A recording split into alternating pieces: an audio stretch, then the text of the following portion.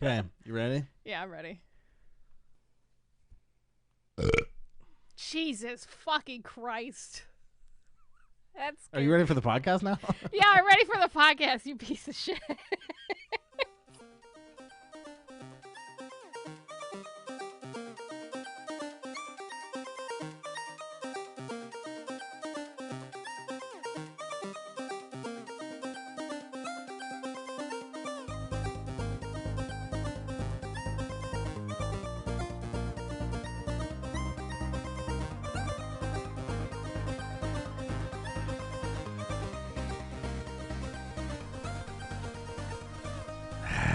Hello, everybody, and welcome to episode 164 of Ignore the Backlog podcast. My name is The Real Ports, and evil space bunny rabbit is sitting right there.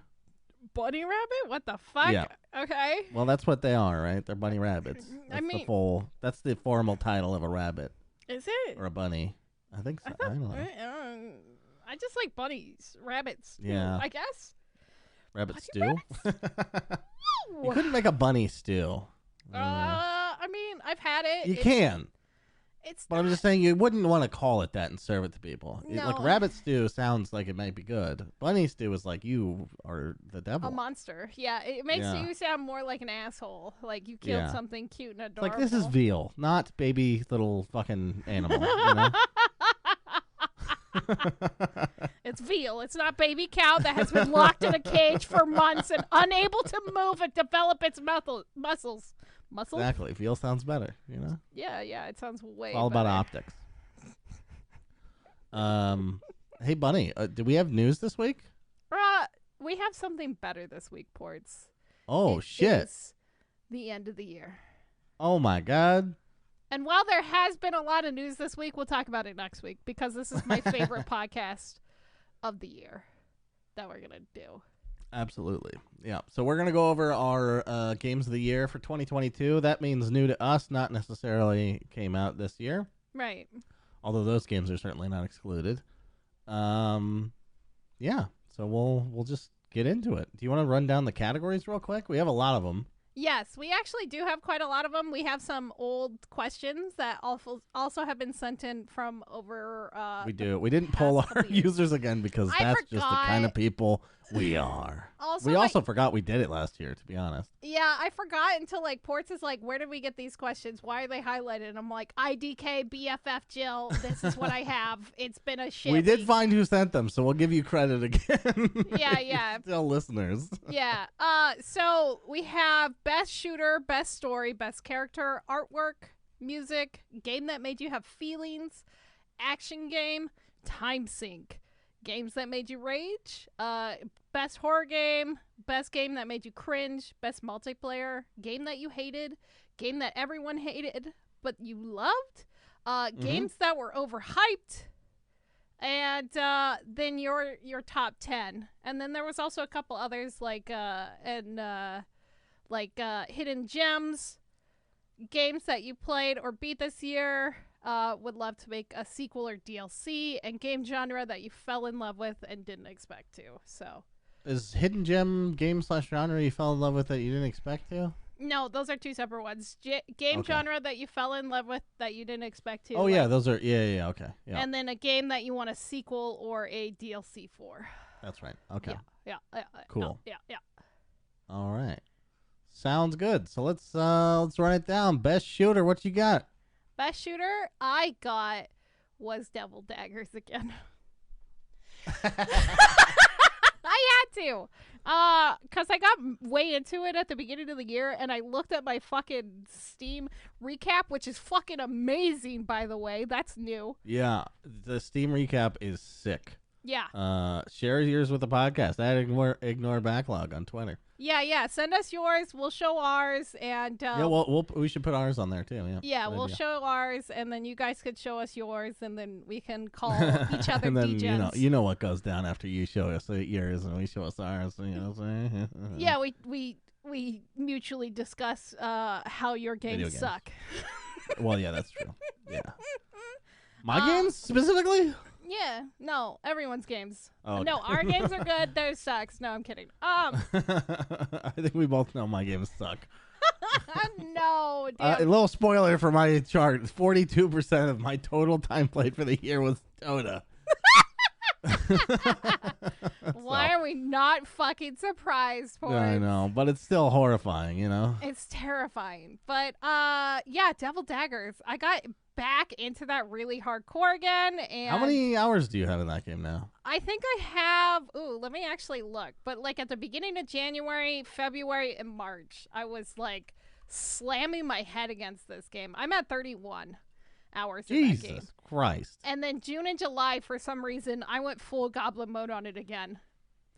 So, wow. I kind of want to jump back into it, but I also kind of want to focus on more my like horror and YouTube content. So it's hard because once you put down that game, you get so fucking bad at it. It's I don't know what it is. Oh, about really? Shooters. Yeah. Mm. You lose like the pacing and stuff.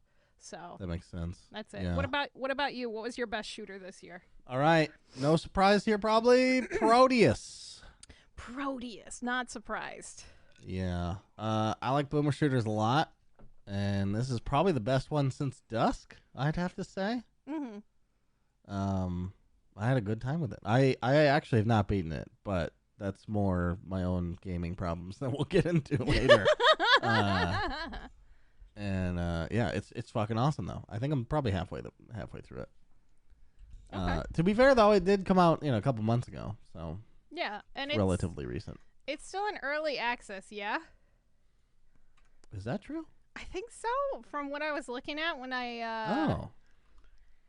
that's so funny. That tells you how much I like it. I didn't even realize. No, it's not. Oh, I thought it was. Proteus okay. isn't. No. Okay, maybe The game I gifted you earlier was H-Rod. That's definitely in early access. I haven't played that. Which, by the way, is also very good. I didn't have that down as an honorable mention, but I just got it, and it's fucking. I can't believe I didn't know about it. I didn't either. That's what's his face from Dusk, right? H-Rod? I don't. Is it? I thought it was. I was gonna ask you today. No, this is somebody else. But it has like the sickle, and so like it does. I was all like, does. Yeah.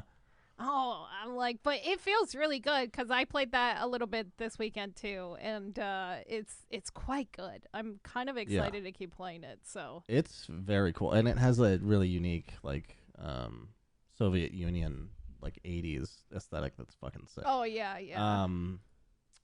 Yeah. So my actual honorable mention was to Cyberpunk 2077 because I played that for the first time this year. Okay. In earnest, I think I booted it up and was disappointed like everyone else at launch, but that game's turned into a special fucking game, and I like it a lot. That's good. Yeah. It's good that it bounced back compared to what it was for sure. Yeah, absolutely. Yeah. If I was to give an honorable mention, I think I would have to say probably, well, it's not first person, but Aliens Fireteam Elite was a lot of fucking fun. We had a lot of fucking sure. fun. Well, no, this isn't best first person shooter. Oh, this I guess is it's best shooter. shooter. So. Yeah. Okay. Yeah. Yeah. Hell yeah, that counts. Alien Fireteam. What the fuck did you say? Alien Fireteam Elite. It was like the Left 4 Dead, but with aliens, and I played it through with my roommates. Oh yeah. I forgot about that game. Okay. Yeah, it came out last year. There was a new DLC this year, so we played through the entire thing, and it was really good. It was really good. Nice. Yeah. Very cool. What was your best story? Best story for me. Are you ready? Yeah. It's an Evil Space Bunny game. I mean, you didn't make it, but you get it was like a challenge to me, or was it a challenge? Maybe you just mentioned it. Maybe this is before we did the challenges. Yeah, I think. But Beginner's Guide is best story for me for the year. Begging you to play that game for like since we started the podcast, I think, because I played it pretty early on. Yeah, it released in like 2017 or 2018. Yeah. So maybe even before the podcast started, but yeah. I didn't know about it until I met you, and then I was like, The part I like about Stanley Parable, which by the way is from the Stanley Parable guy, I forget his name. Davey something. Halfway helpful. Whedon. Davey Whedon, I think. Yeah. Davey Whedon. Sounds familiar. Probably. I thought to myself, like, I like Stanley Parable, not as much as you. I don't think I didn't jump back into the deluxe edition or anything, but I like it. But the things I liked about it, I was like, I know they're not in beginner's guide just based off the description of the game. But damn, when I gave it a try, it's so different that it makes it way more impressive because Stanley's Parable is like one of the most successful indie games ever. Mm-hmm. Top 20, probably for sure, all time. It's maybe even top 10. Yeah, it's huge. And beginner's guide is nothing like. There's almost nothing similar except there's narration. That's the only thing that's sort of anchors those two games together. Right. And this is about, a wildly different and personal story that has a cool twist and is just, the mood is totally different. But that, like, his storytelling ability and creativity is fucking mind blowing. And it could only exist in games. That's my favorite part. It's true. You couldn't watch a movie about this. No. It would hit way differently. Not as well. I think it's because of the interaction that you have. Even though there's not very much of it, there's just enough that it pulls you in. It pulls you into the story. Yeah. Well, just walking around is interaction enough. Right. Yeah. That's enough to separate it. But there's also a little bit more than that. Yeah. That's true. Yeah. Fucking awesome. The honorable mention I had, if we stick to a more Loosey goosey. Not loosey goosey, but like a typical video game story. Mafia Definitive Edition. Oh, okay. That remake, by the way, is fucking amazing. I think I talk about it somewhere else on here. Yeah, somewhere. But anyway, it's sort of solidified. Like, can you think of any remakes, like total remakes, not remasters, remakes that you have enjoyed? Mm-hmm. I guess Stanley Parable Ultra Deluxe. That's what came out like a couple of years later. I mean, I guess. It's kind of a sequel almost, isn't it? It is a sequel almost, yeah, because there's so much stuff. I just got Secret of Mana, the remake, so I'm going to play that, and I'm a little nervous. Oh. Yeah, the art style looks a little bad. I mean, maybe it's different compared to whatever. I mean, it was a Nintendo, Super Nintendo game, so Super Nintendo, but it looks better, the old version, because it's like more still unique. Cute. I still think it's all right, but it looks like it's like those fucking JRPGs on the phone. That's what that art style looks like. Your JRPG on the phone. Yeah. Anyway, so the conclusion I came to, if you don't have an example. No, I don't actually. The more I think about it. That's fine. Yeah. But that's kind of my point. I think remakes are for the people who didn't play the game. Yeah. Initially. Because it's just going to piss off people that played the original and the original still. And I never played Mafia 1. So playing the definitive edition. And it sounds like people are pretty happy with it anyway that played it back in the day. But I'm sure it changes something that, some loser thinks is the only reason to like that game. But it's really good. That's good. Yeah, compared to the GTA Definitive Edition that came out for GTA Vice City and all them, and it just looks like trash. Yeah, that's more of a remaster, though, right? Because it's just different graphics. It's different graphics, and they changed some of the things. Really? Yeah. Oh, shit. Okay. I ignored it completely because it looks terrible. it fucking really looks terrible, yeah. It's real trash. Okay. Yeah. My turn? Yeah, best story. Go. Give it. Okay, so I didn't talk about this game a lot, except for when I played it, but Trek to Yuma. This game... Oh, yeah. Yes. This is the black and white samurai game, right? Yes. This is... So, when I was a kid, I used to get sick a lot, and I had a lot of, health issues and health problems, just like I do now. And, but I would stay home from school, and I was only allowed to watch certain channels, and one of them was TV Land. And so I'd watch old Star Trek, I'd watch Gilligan's Island, and random fucking kung fu and samurai movies that would just show up on the channel. And so that's what I would watch. And this brought me back to that, kind of, because it was everything. I love old samurai movies. They're really cheesy. The cheesier, the better. But this one was really well done. It's got a love story going on. There's like this evil bad guy, and you have like these choices, and the choices do affect how the ending will turn out and what will happen to you. Oh, really? Yeah, so you can either choose like... Isn't this like a 2D game? 2D, side-scrolly perspective? It's a 3D side-scroller, if that makes sense. Wow. So I don't think I've ever seen a game from that perspective that has branching story paths. Yes, so it has 3 endings. You could choose it's like love, discipline, and revenge. And that kind of gives you an idea of what it is. I obviously went with love because I really like the love story aspect in this. You're chasing your loved one's ghost, which is why you go into Yumi, which is the underground, and you fight all these bad guys and stuff like that. It is just fucking awesome. The combat is a little difficult to learn at first, but once you master it and you're just like parrying and you're just like plowing through fucking bad guys, it just feels so fucking good. It feels really fucking good. And you're like, yes, I am the samurai. That's awesome. Yeah.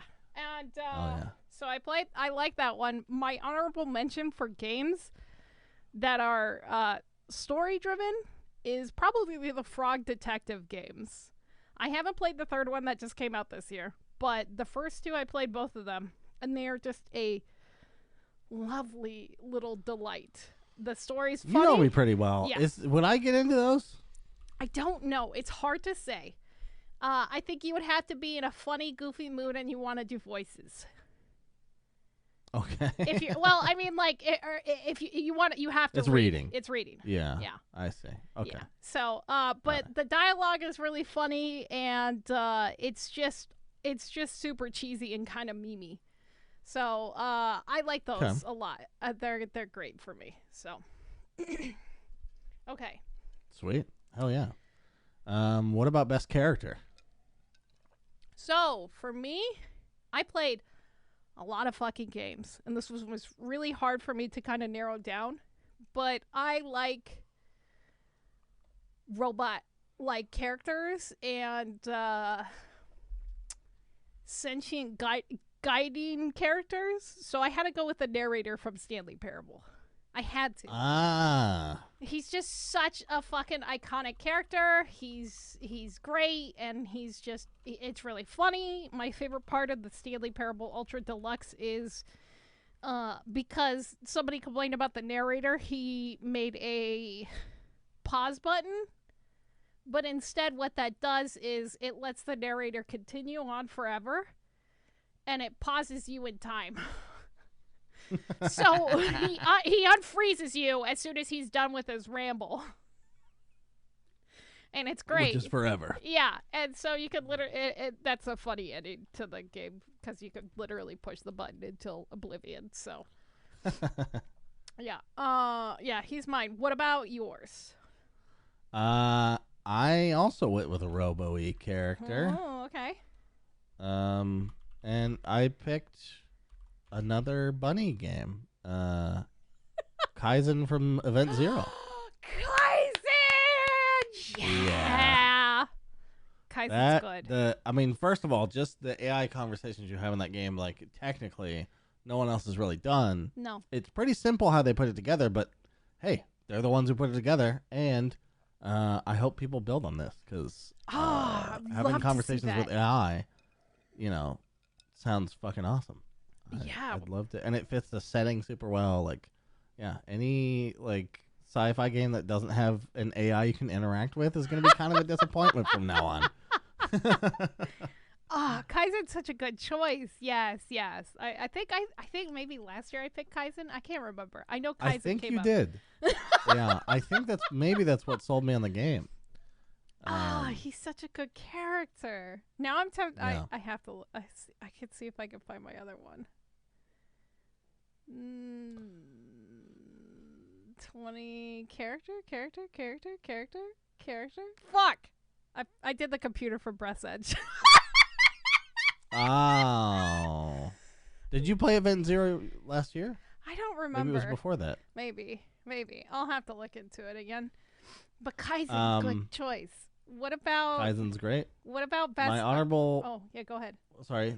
I was just going to say my honorable mention was to Pan Am from Cyberpunk, and not just because she's hot. She is a babe. She's a babe. But also her struggle with her gang and like wanting to start a new life, but being tethered there, but not totally getting along, but like having her own ideas for how to run things and wrestling with that, and it was great. She was like one of the only characters I really cared about in that game. Yeah, she feels very real, and her struggles seem like absolutely tangible. Yeah. Plus, hey, fucking in that Cybertruck was pretty cool. Okay, fair enough. Best artwork for you. Okay. I'll go again. Or do you have more? More what? Oh, more characters? Yeah, no. No, I don't think I do. Okay. It was difficult. Like most of the games I played this year, I don't remember a character from.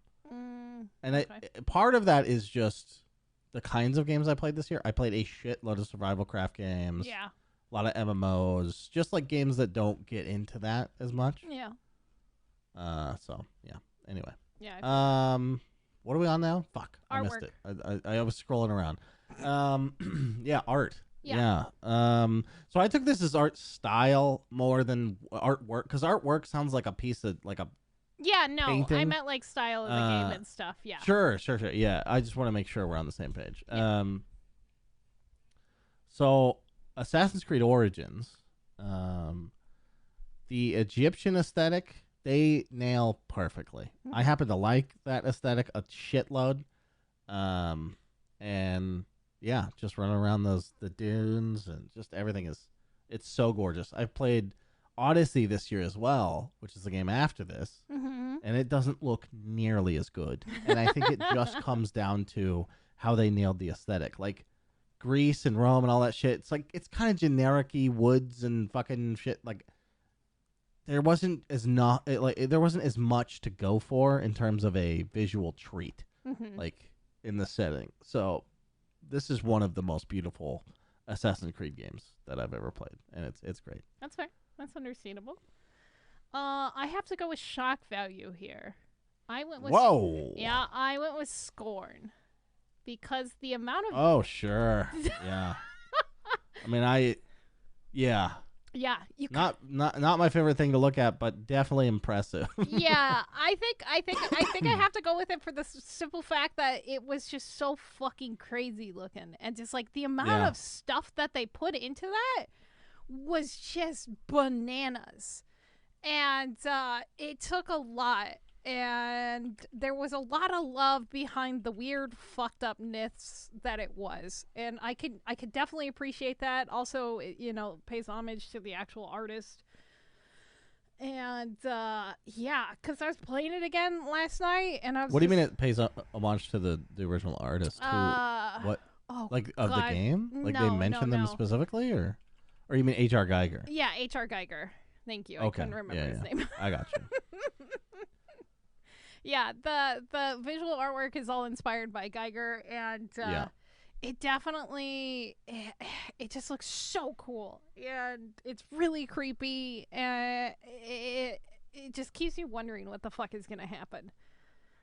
And like I kind of forgot about certain things in that game as I was playing through it and just kind of like looking around and stuff like that, and there was just things that I missed like the first time through, and this is like or even the second time, because I stopped and started and I stopped and started. But I have a deep fear of the brown recluse spider, and it's not because it would cause me pain or I would die maybe. I have a real fear of holes in flesh that shouldn't be there.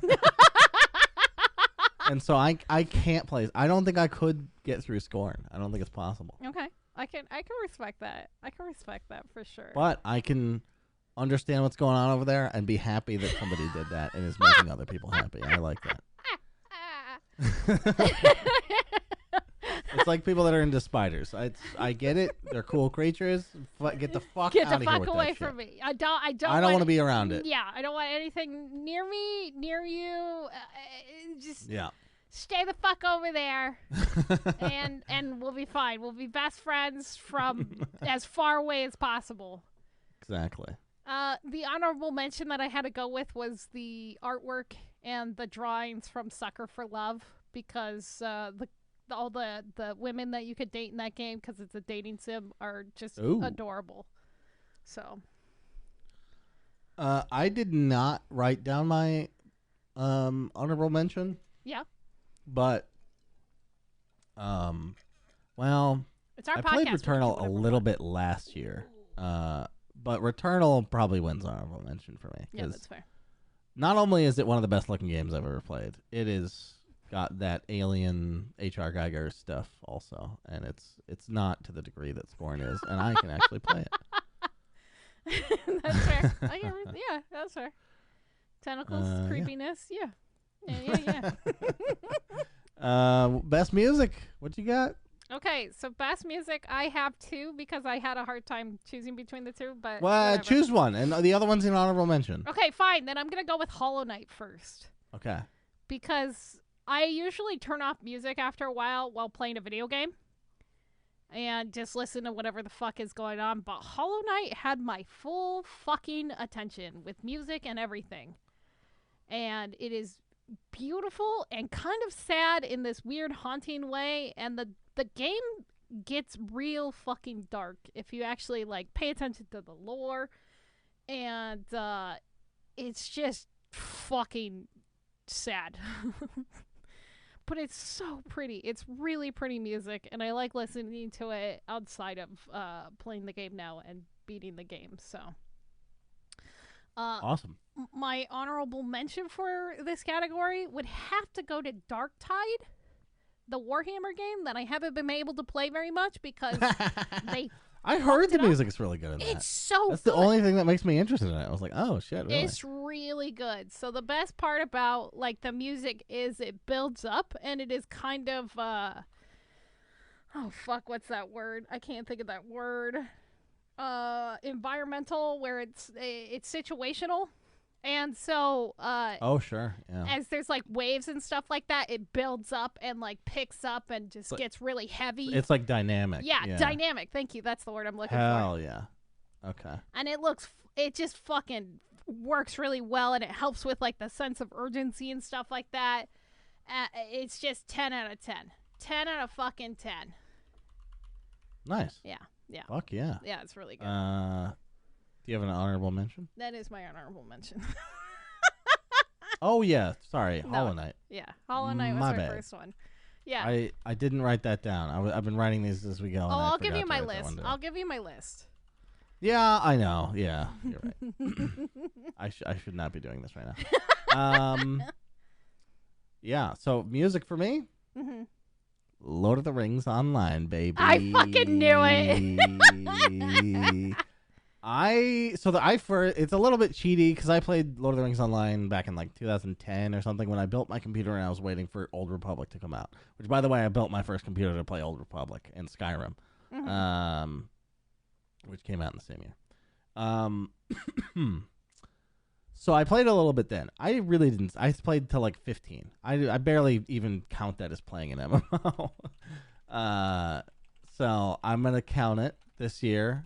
A bit. I excluded it from my top 10 because that feels more about what I experienced this year for the first time. But in terms of music, I've been listening to that music for years. Oh wow, okay. Lord of the Rings Online, because to me it's just as good as the Lord of the Rings music in the movies, but there's way more of it. There's 8+ hours of Lord of the Rings type music. Some of it's, you can't really listen to outside of the game without being what the fuck is this? Because combat music and stuff like that. But the environmental exploration tracks are so fucking good, and they get even better when you're in those zones, exploring or just doing little checklist tasks and stuff. It just feels like Tolkien's world, Yeah, I can respect that. The music's usually pretty good from that. Yeah. Honorable mention is Cyberpunk. That fucking EDM ass soundtrack is so fucking good. Where? I feel bad for everybody who played in streamer mode because you missed some amazing fucking songs. Like, holy shit. That's fine. Ugh. Yeah, it's good. Just fucking bang out to that shit. I was listening to Cyberpunk, the soundtrack, while I was playing Vampire Survivors, and it was awesome. Nice. Yeah, which we'll talk about that again later. That's in another category. Woo. Okay. Yeah. Okay. Let's go with you again. Best game that made you have feelings. Well, one best story, kinda for this reason, so I had to give it to Beginner's Guide. Ooh, okay. I definitely had feelings, and I scrolled through the whatever 150 games that Steam said I played this year, and I can't find one that made me feel more than Beginner's Guide. So, Beginner's Guide. It wasn't my favorite feelings. Like, oftentimes I'm like, I really like it's sort of theoretical feelings almost. Like, Walking Dead Season 1, the game, made me feel like, oh man, like there's such this father-daughter dynamic. I've never taken part in either of those parts of that relationship. You know, I've never been a father. I've never been a daughter. Yeah. It was a special bond that I'll never really get to experience because I don't want kids. Fair. But I like that dynamic and how they told that story. It was awesome. Yeah. In this game, however, they went after content creators. Creative it made types me feel for sure. Yeah. Creative types, yeah, not content creators specifically. That's how I related to it. But, yeah. Anyone who's really made anything could identify with this game's story. So yeah, you should play it. I won't spoil anything. Just play that fucking game. Yeah, it's a good game. It is kind of you can interpret it a lot of ways. And I think that's what's kind of nice about Beginner's Guide for sure. Yeah. Absolutely. Yeah. Okay. Do you have any other, what about any other feelings? Because I put 2 down for this, for 2 different feelings. I do not have a runner-up. I'm looking. I don't have anything that made me feel like a real human emotion. Okay. Nothing. All right. I mean, unless I stretched it to be like, No Man's Sky really made me feel the infiniteness of the universe. Like, no. I don't. No. Okay, so I have, like I said, I have 2 emotions for this. I cried over robots this year. That's what I did. I cried over Titanfall, and I cried over Stray. Yes, kitty cat game made me cry. Which one? Which one is the one that wins? Either one. It's fine. Robots crying over robots. What? What? Could we spoil Titanfall, or you tell me what made you cry? When he sacrificed himself. Oh, yeah. He throws you! Really? That made you cry? I was so upset! Thinking about it makes me want to cry now! Oh. No! Crying. I hate it. Oh, man. Oh, it's so funny. Wow. I was not expecting that. I was like, not the robot. And I think I literally, there's conversation of us. And I'm like, Ports, why is this happening? No! And I'm literally crying. Yeah, I remember that. The funny thing is, I didn't even remember what you were talking about.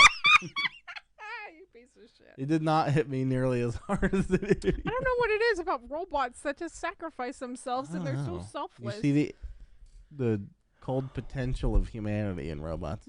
Probably. But I also have another feeling of bliss, zen, dopamine hits. And those have to go to Bear and Breakfast. And wait, what is this now? No, this is my feelings still. I have feelings. What? I have multiple feelings. Okay. Bear and Breakfast and Power Washing Sim / gas station simulator. Oh my God! What? I don't get it. This is our podcast. We can do what we want. Oh my god. All right. Yeah, sure. Let's put your entire Steam library on here. Yeah, I'm putting it on here. I don't give a shit. Yeah. Air breakfast. What else? What was the other one?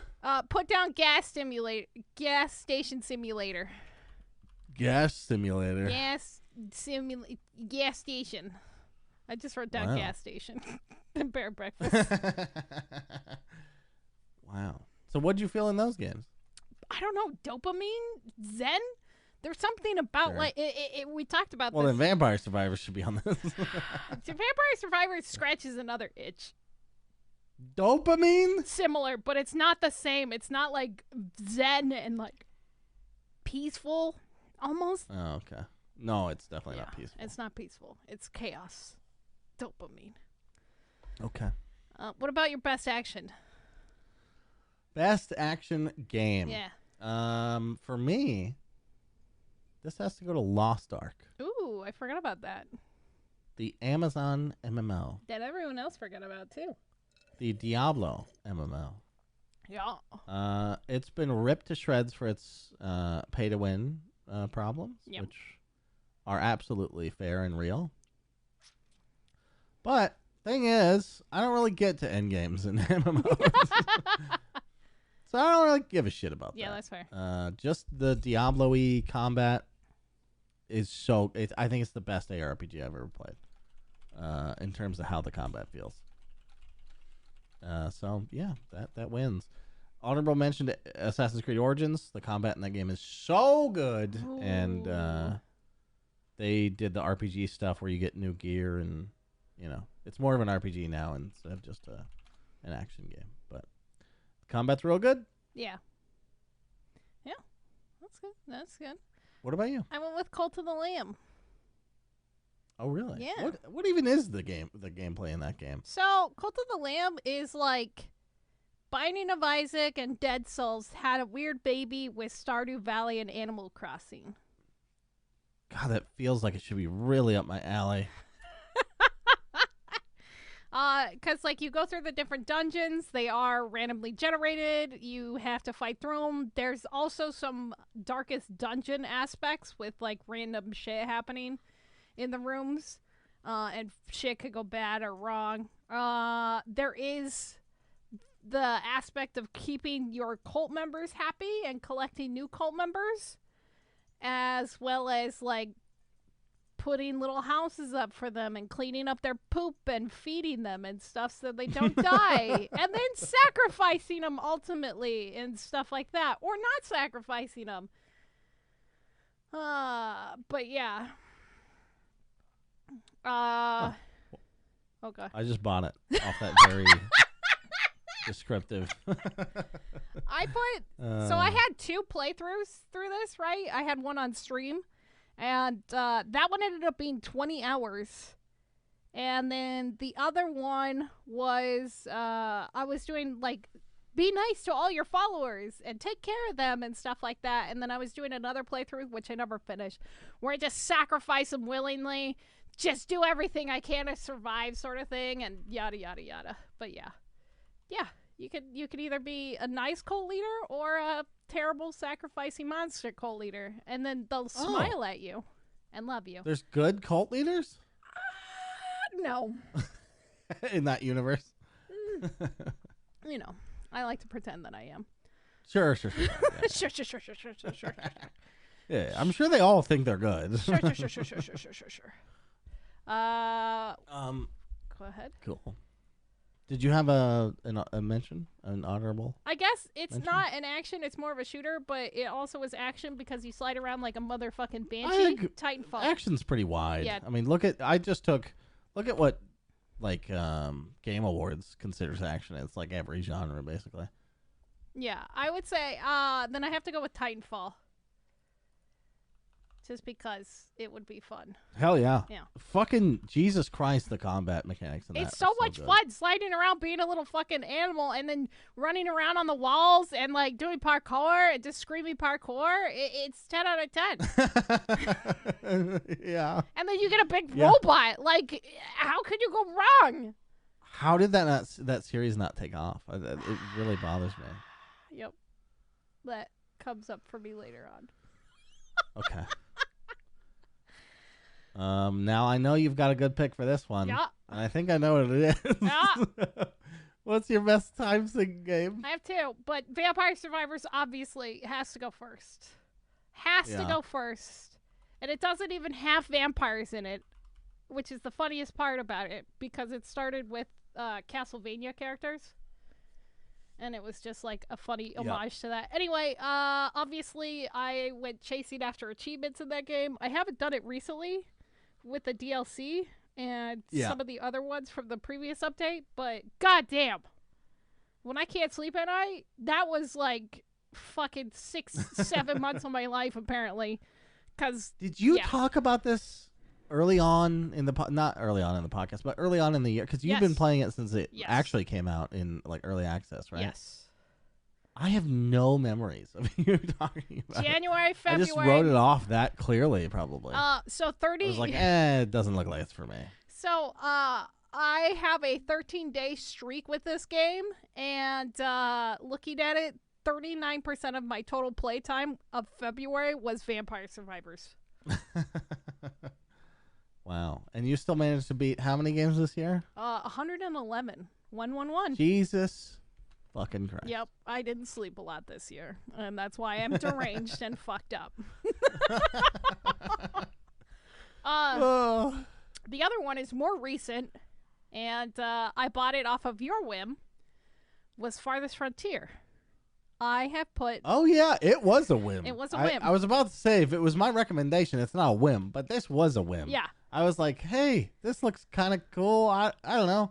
Yeah, you talked about it on stream. I think you got way more into it than I did. Yeah, you talked about it on stream for like 5 minutes, and I bought it immediately. And then I put 40 hours in the first week, and I was like, please help me, God.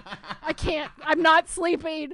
And I think I bought it. I can't remember when I bought that game, but I bought it pretty late in the year, and I already have 100 fucking hours in it. I bought it in September. Oh, fuck me. Oh my God. Yeah, just to put this in perspective, I have 300 hours in Vampire Survivors. That's over the entire year. In the last 3 months, I put 100 hours into Farthest Frontier alone. I'm insane. Anyway. Although, to be fair, you can play Farthest Frontier while you're doing other things. Yeah, that's usually what I do. But my biggest thing is I will start a game, realize it's been running, and then I tab back into it. My town has collapsed without me. Just gives you an opportunity to reset up things. Obviously, you've probably got some buildings in places you don't want them. Yeah. Now you can move them. Yeah, I could just delete them. It's fine. With your zero workforce. Everyone's dead. I've definitely had that happen where it's like one person left in the town. I'm like, what are you still doing here? Go away. It's the only house still standing. Yeah, I realized what I like to do is I like to watch the people, so I'll zoom really close in. And if someone's being a drunk-ass motherfucker, because you can control the people in this game, which is really neat. If somebody's being an asshole... is that unique to this game? I think so. I assume all the games in this genre do that, but it seems like that's not the case. No, it's not the case. So what I'll do is if somebody's drunk and starts a fight, I will send him as far as I fucking can into the wilderness. Just into a den of wolves. Into the wilderness. And if he makes it all the way back to town and survives, he's fine. He gets to stay. If he dies, it was for the good of society. Fucking God. Man, I miss black and white. Fuck. Anyway, I'm a monster. What was yours? Holy shit. Now you're going to judge me for this. It's not Vampire Survivors? What the fuck, Ports? We're supposed to have a virtual high five. I thought if this podcast was 3 weeks ago, it would have been Vampire Survivors. You found another time sink in 3 weeks?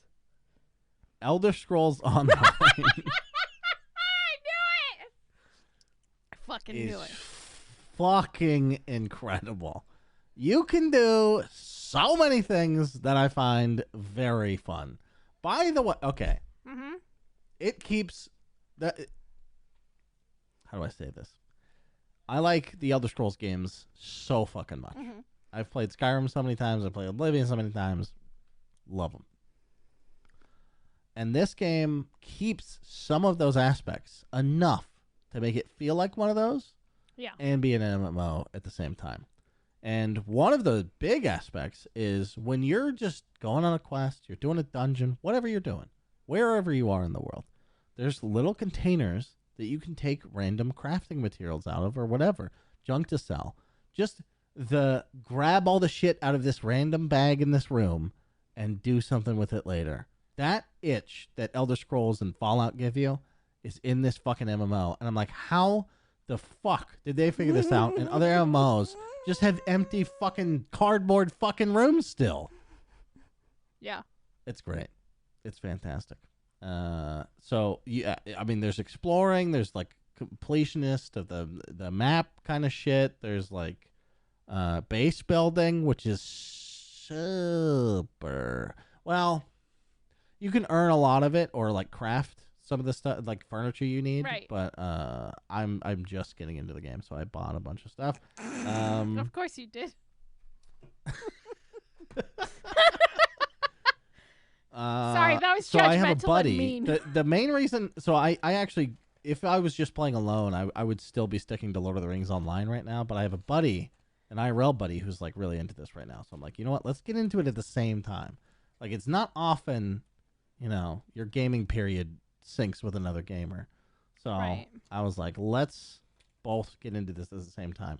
We both have disposable income, so we're like both spending the same amount of money. So it feels like this cool little journey we're going on together, where we discover how to play this game. And we're both from RuneScape, so we're comparing it to RuneScape. It's just a shitload of fun to discover together. Okay. So, yeah. Time sync, Elder Scrolls. It's a little unfair to have it involved in this conversation just because I don't really know so much about the game, but I'm 30 hours in. I think I discovered it over the weekend. Saturday. I think literally Saturday. It's Monday right now. So. Which, by the way, Vampire Survivors, I basically did the same exact thing. I had 30 hours in the first 2 days that I played it. Yeah. But then I haven't touched it since. And it's mostly because of this game and some other games. But, yeah. Each game, I'm having a problem right now. People talk a lot about, I don't know which game to play now. I don't know which game to stop playing. I have no fucking idea how I'm going to stop playing a game. Because I'm in the middle of 11 days off right now. Yeah. And I don't have enough time to play all this stuff Jesus Christ. Play. Oh, it's so good, Bunny. Family Christmas was a waste of time. Anyway, what? Oh yeah, my honorable mention is Vampire Survivors because obviously, that game it's incredible. We'll talk more about it later, but holy fuck! If you have any apprehensions about that game, just take what kind of gamer Bunny is and me, and know that it covers the full spectrum. It's any gamer I think could get into this game. Right. I genuinely believe that too. Yeah. Yeah. Best game that made you rage? That one's easy. I literally almost destroyed my controller over it. And that is Hollow Knight. Oh, I could see that totally. And this is probably the first time that game made me mad. I decided I'm not going to play it anymore. Yeah, so when I first tried playing through that game, I wasn't in the right mentality for it because I wasn't ready to be punished. And it is a game that you need to want to be punished, but also destroy that punishment.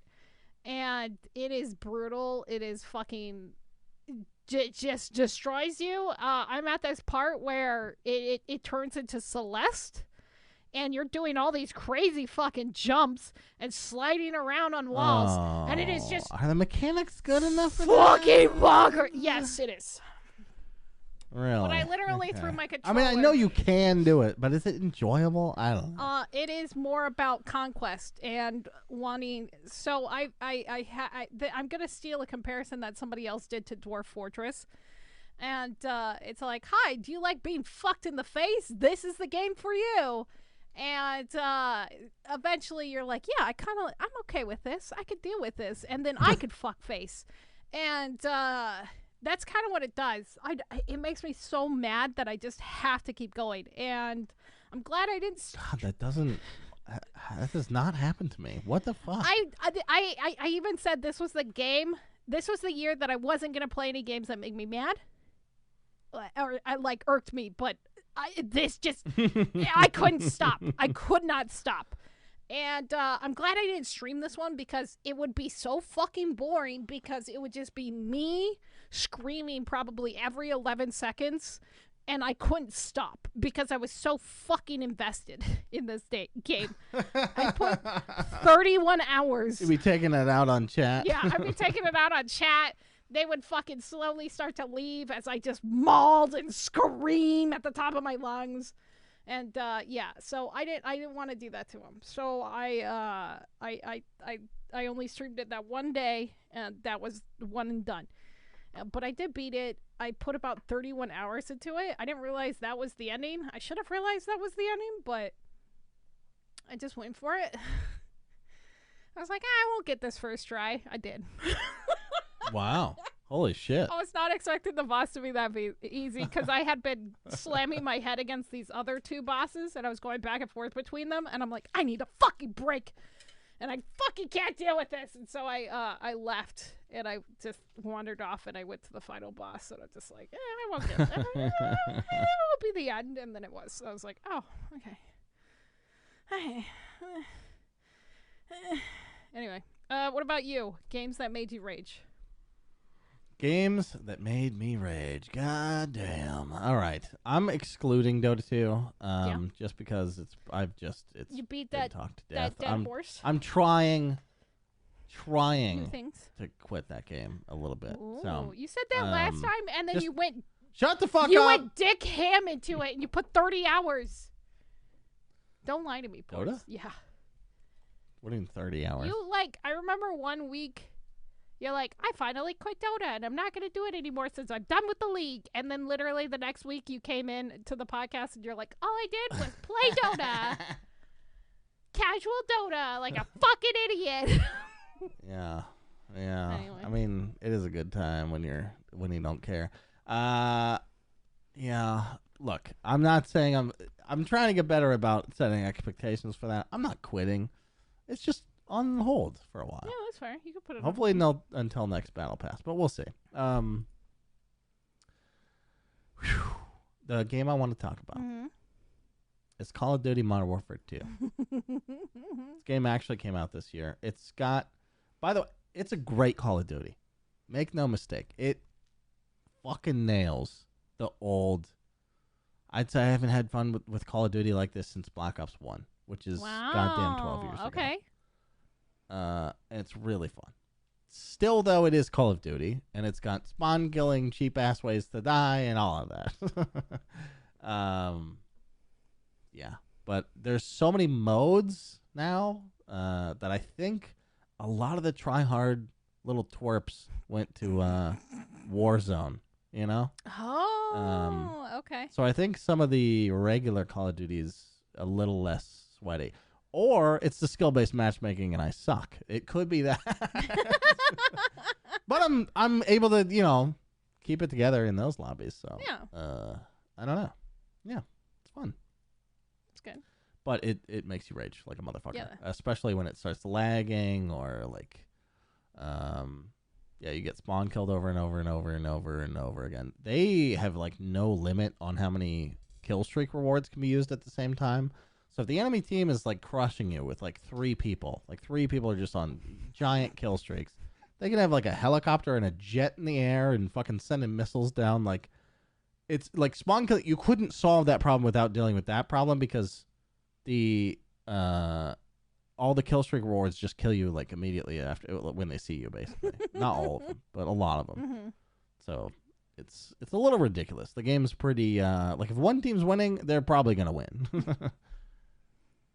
Gotta get ahead early. Yeah, that shit drives me bonkers. The other game is way different, but I raged at it quite a bit. That was Hellblade. Ooh. Senua's Sacrifice. Okay. And the only reason really, it's hard to tell because games are going for a thing, right? Yeah. And so I was able to try to, like, the combat is wonky because her struggle is difficult, right? It doesn't make sense. It's like her mental state sort of plays into how things unfold. Because she's basically battling her own conscience or whatever, demons or whatever you want to call it. So I try to give it that pass. Still, though, the combat is fucking frustrating as shit. So while I gave it a pass, it needed a pass because it was kind of frustrating.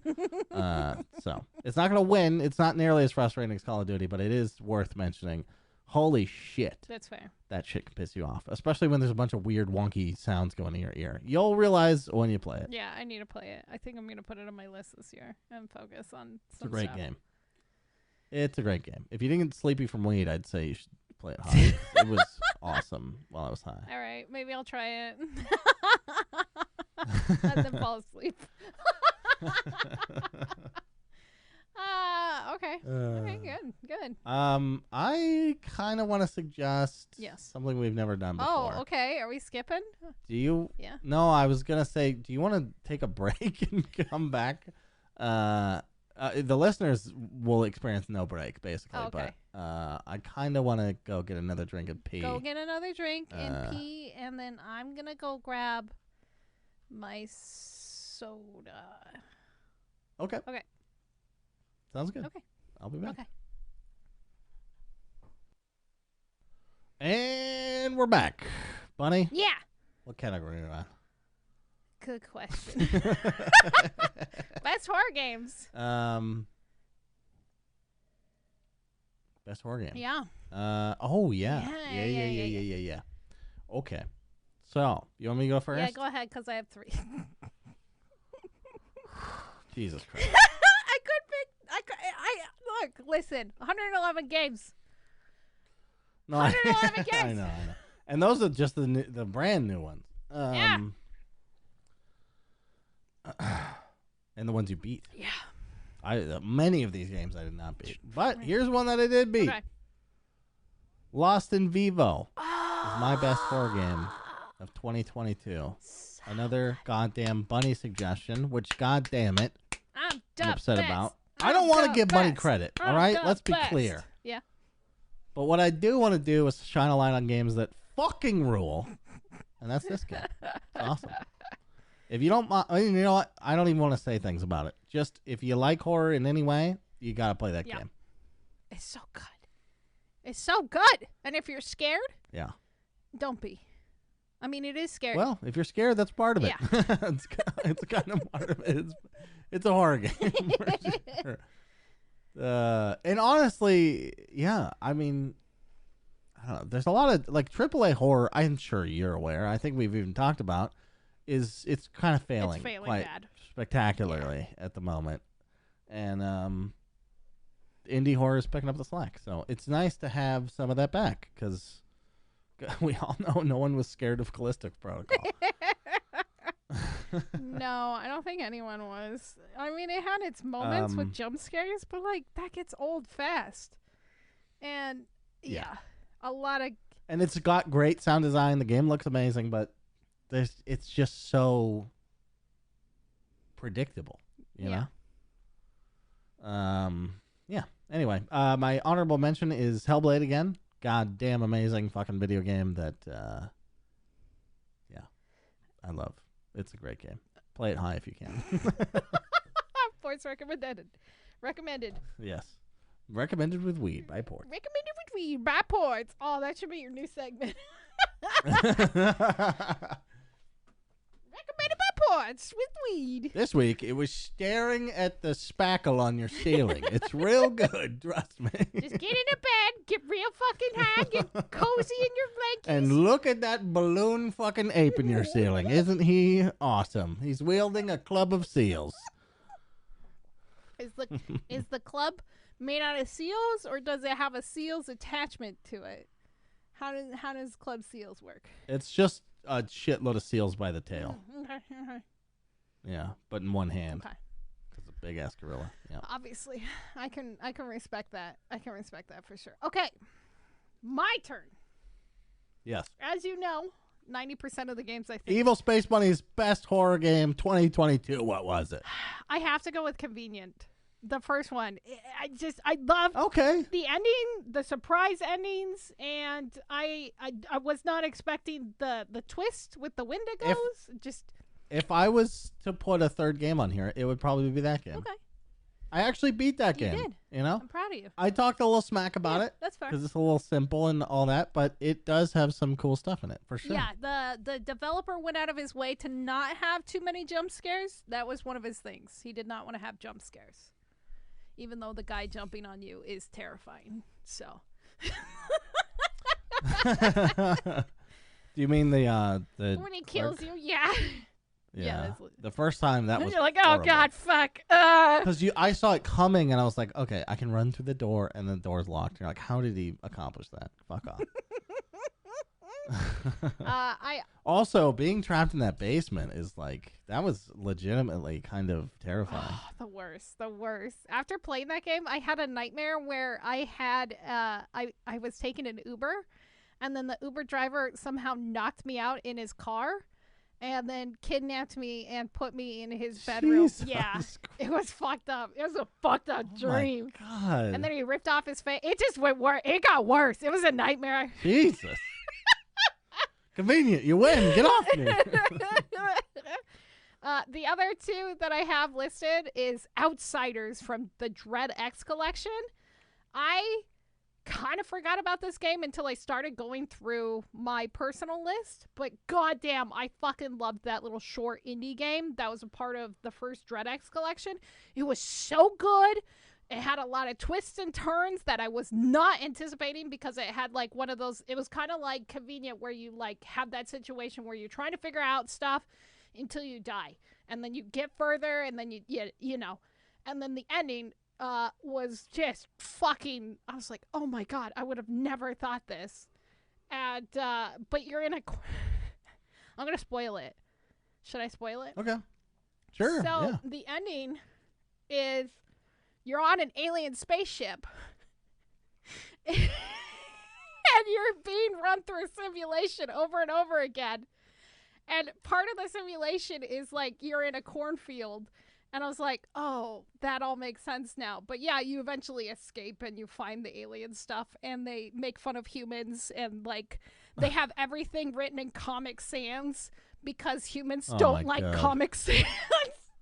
It's just like a torture. It was so font? good, yes. That's funny as hell. It was so fucking good. I loved it. I loved it so much. I was not expecting that. And then I have to say Scorn because it was creepy, it was crawly, and just fucking weird out of my fucking mind. There was like moments that it was like scary. I think it's just more the creepy horror aspect. Sure. Okay. Games that made you cringe. Oh yeah. Yeah. I got one. Okay. What is it? So I played. The funny thing is, this category makes it seem like the game sucks. It's not true. It's not true. It's just like Marvel's Midnight Suns. It's a game that I adore to the core. Okay, it's so good, but the writing is so fucking comic book. Which, by the way, writing this down made me think of some shit. Okay. The Marvel fans that complain about shitty writing in their Marvel movies, yes, there's been some that stand out and they're way better, yes. But to think that they're not giving the source material its due is absurd. Mm-hmm. Okay? Have you read a fucking comic book? There's like 8 lines in them and they're stupid dorky as fuck. 90% of the time. I'm sure there's standout comics, but most of them suck balls. It's true. It's true. Anyway, that's kind of what's going on in this game. Like the dialogue's fine, but it's definitely like chummy, fucking dorky superhero dialogue mixed with the Midnight Suns crew, who are like teenagers trying to like outdo the, tried and true fucking Iron Man, like Captain America kind of shit. Mm-hmm. And so they feel overshadowed by them. So they have this angsty, weird teenager bullshit to go through. And It's kind of awful to listen to, but you know, the game's good. As long as it's good. Yeah, I angsty teenage shit, like anything in the Star Wars universe sometimes is like that, and it's just like, oh, come on. You turned into a badass, Anakin. Anyway. I know. He's so cringy. Yeah. My honorable mention is Elex 2. Oh, okay. I really like the first Elex. Elex 2, it might even be more cringy than Midnight Suns, but I haven't played enough of it. Yeah. Because I was saving it for stream and all that sort of shit. The streams that never happened. And so I just haven't played enough. I'm sure it's got enough B tier garbage, awful writing and voice acting that I can't wait to get into, but I have not done that yet. That's fair. Okay. Yeah, I remember the world player character and that guy smiling from the first one and making a meme. No, that was Anachronix. Oh, god damn it.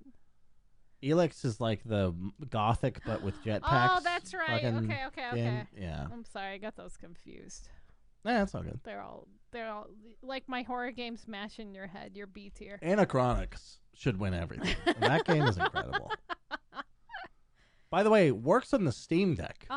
Fucking 2000. Year 2000 came out. All right. It's unbelievable. That's actually. Or out the box. You don't have to do shit. You just boot it up and it fucking works. It's awesome. Anyway. That's kind of interesting. Okay, that's cool.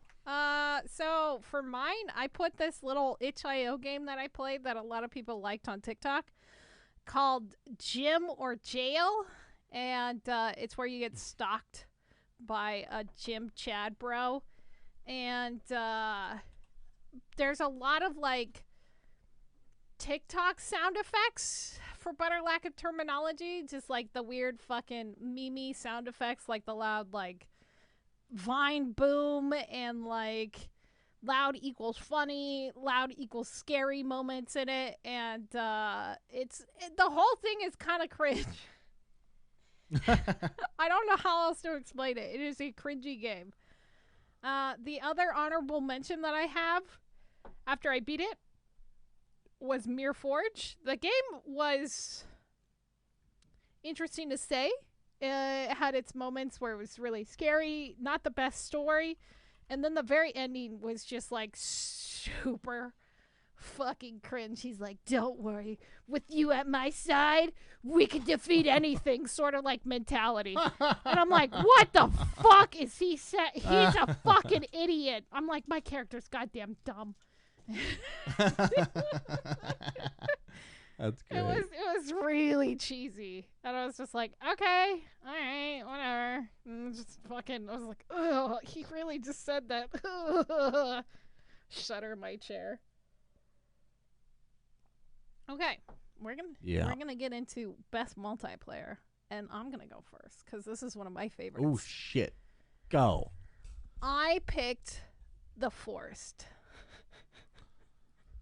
The Forest? Yes. The Forest. Oh, fucking God. Okay. Yeah. You're like, I'm tuning out. I'm done. So my roommates and I played through that, all of us together. And we put in about 30 hours into that game. It was so much fucking fun. Is this the first year you played that game? Yes. Oh, wow. I mean, I thought you had played... I played like a couple hours before that. Sure. But I never got far by myself. Funny, I put 12 hours into that game and I fucking hate it. I'm so sorry. You hated it. I don't know why. It's just nothing about it felt good.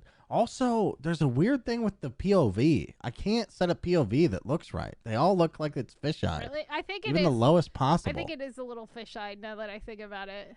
Yeah. We had so much fun. I think it was because I played it with people who had already beaten it, and we had a lot of fun with it and just fucked around and had a good time. And my roommates wouldn't tell me anything in the story-wise, but they would help me with a lot of other aspects like base bitching and like helping me gather things and make sure I'm not dying. How to craft shit and yeah. And it was just such a super good time, even though the story is incredibly dark and just gets super fucked towards the end. I wish my playthrough of it wasn't so shitty looking because I don't know what happened, but it recorded incorrectly. And so it just visually looks bad. And so I never finished anything with it. I started something with it and I have like a full episode done, but it looks like ass. But it was so fucking good. It was such a good playthrough, and I cannot wait for Sons of the Forest. Cannot wait because we're like, when is it coming? We're gonna go back to the island. And yeah, shit's gonna really hit the fucking fan. It's just I'm excited because like I chose a different ending. There's 2 endings, and but the ending I chose was not canon. So I went and watched the other ending, and it's so fucked. And that's the ending that they want as canon, and that's going to portray into the next one. And I was just like, oh, God. I like that choice. I respect when the potentially bad ending is the canon one. Yeah, it was super. Well, I mean, it depends on your perspective, I guess. Yeah, but because like it's like The Witcher. There's no real good ending. Sure. And so, well, yeah. Witcher kind of has that. Kill a baby, kill this. Anyway. There's an ending where all the characters I care about are good. They're fine. That's true. What about you? What was your best multiplayer? Call of Duty Modern Warfare 2, baby. Hell Despite how stupid this fucking game is. Okay. Everything outside of the game, all the menus and shit are fucking stupid. Everything in the game is awesome. Okay. Although, to add to the stupidness, I don't know if you sat down to think about what the title Call of Duty Modern Warfare 2 means. Mm-hmm. But we had a Call of Duty Modern Warfare in whatever 2007 or whenever that came out. Yeah. That was Call of Duty 4. We have Call of Duty Modern Warfare 2 that came out 2 years after that. Yeah. And then we had a Call of Duty remaster, Call of Duty Modern Warfare remaster, I don't know, 4 years ago. Mm-hmm. And then we had Call of Duty Modern Warfare, which is a remake of Modern Warfare 1, but it has nothing to do with it except the characters from that game. And this is a sequel to that game. Yeah, I stopped. They also never remastered the second one. So it's so messy deciding what Jesus this game Christ. is. What a fucking shit show. But the game is really fun. That's good. And specifically, I think why this made my best multiplayer is because the DMZ mode, which is the Tarkov Light mode. Oh, yeah, okay. Was awesome. Is awesome. I can't wait to play more.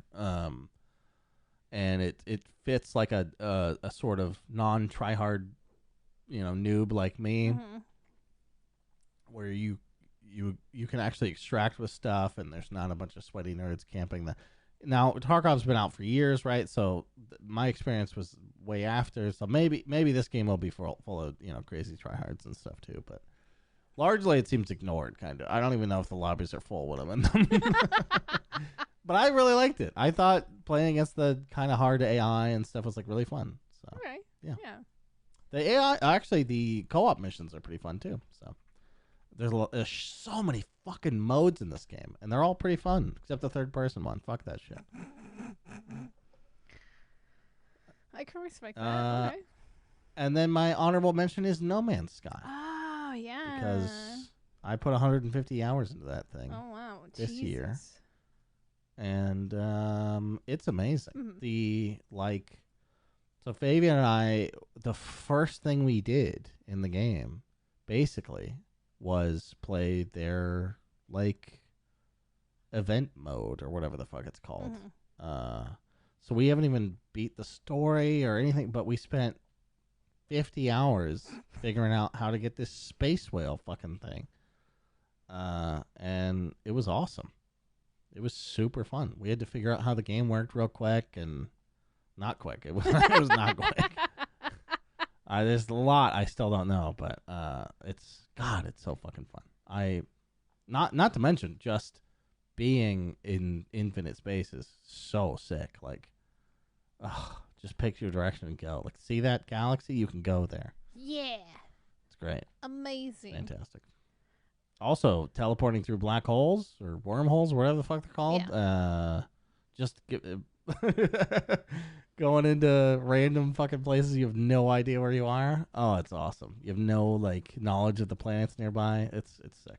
Yeah, it's a new adventure. That's kind of neat. Yeah. I forgot to give an honorable mention, but if I was to have one, it would probably be Aliens again. Alien team. Yeah. Yeah. That makes sense. Hell yeah. A lot of friends. Yeah, a lot of fun with my fucking roommates, just being loud idiots and screaming about fucking shit jumping on you. That's awesome. It's so cool that you have roommates that you can play games with. It's so nice. I love them both very much. But sometimes I also want to strangle them. So, you know, it's a win-win. Some days more than others. But yeah, you know. The duality of roommates. Yeah, obviously. So, next one is games that you hated. Ooh, I can't wait to talk about this. Can I go first? All right, I will go first with Halo. Okay. Oh, Halo Infinite. Halo Infinite. Yeah. I could see that. It was for just sure. like a no-go. This is, by the way, this was something I picked for you, right? Wasn't it? Yeah, it's because I lost a bet and I had to play it. Oh, yeah, that's right. Yeah, you picked out Halo Infinite for me. And what was that bet again? That Elden Ring would be most anticipated game? Yep, most anticipated game. Feels good. Fuck you, beach. But there was things about it that...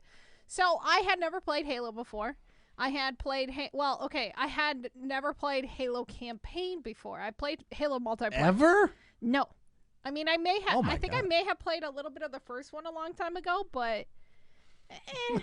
that was a million years ago. It was literally... Oh my God. It was literally a million years ago because that's when we would do LANs with the Xboxes, and you would stack the Xboxes on top of each other, make a giant Xbox tower, and pray that it doesn't fall over. And so, you would do like an Xbox LAN, and we would play Halo, and it was great. But I didn't give a shit about the campaign. I just wanted to kill people and bro out. And trying to get into this again was interesting. So I had watched a lot of stories. I'd watched a lot of breakdowns. And then for those breakdowns to be completely fucked by the actual story was just also convoluted. Because, like, it just jumps into the middle of, like, the story, kind of. And there's things that they, like, excluded. And they're like, oh, this happened, and we're not going to tell you when it happened, but it happened! With Cortana being just fucking dead all of a sudden. Like, poof, whatever.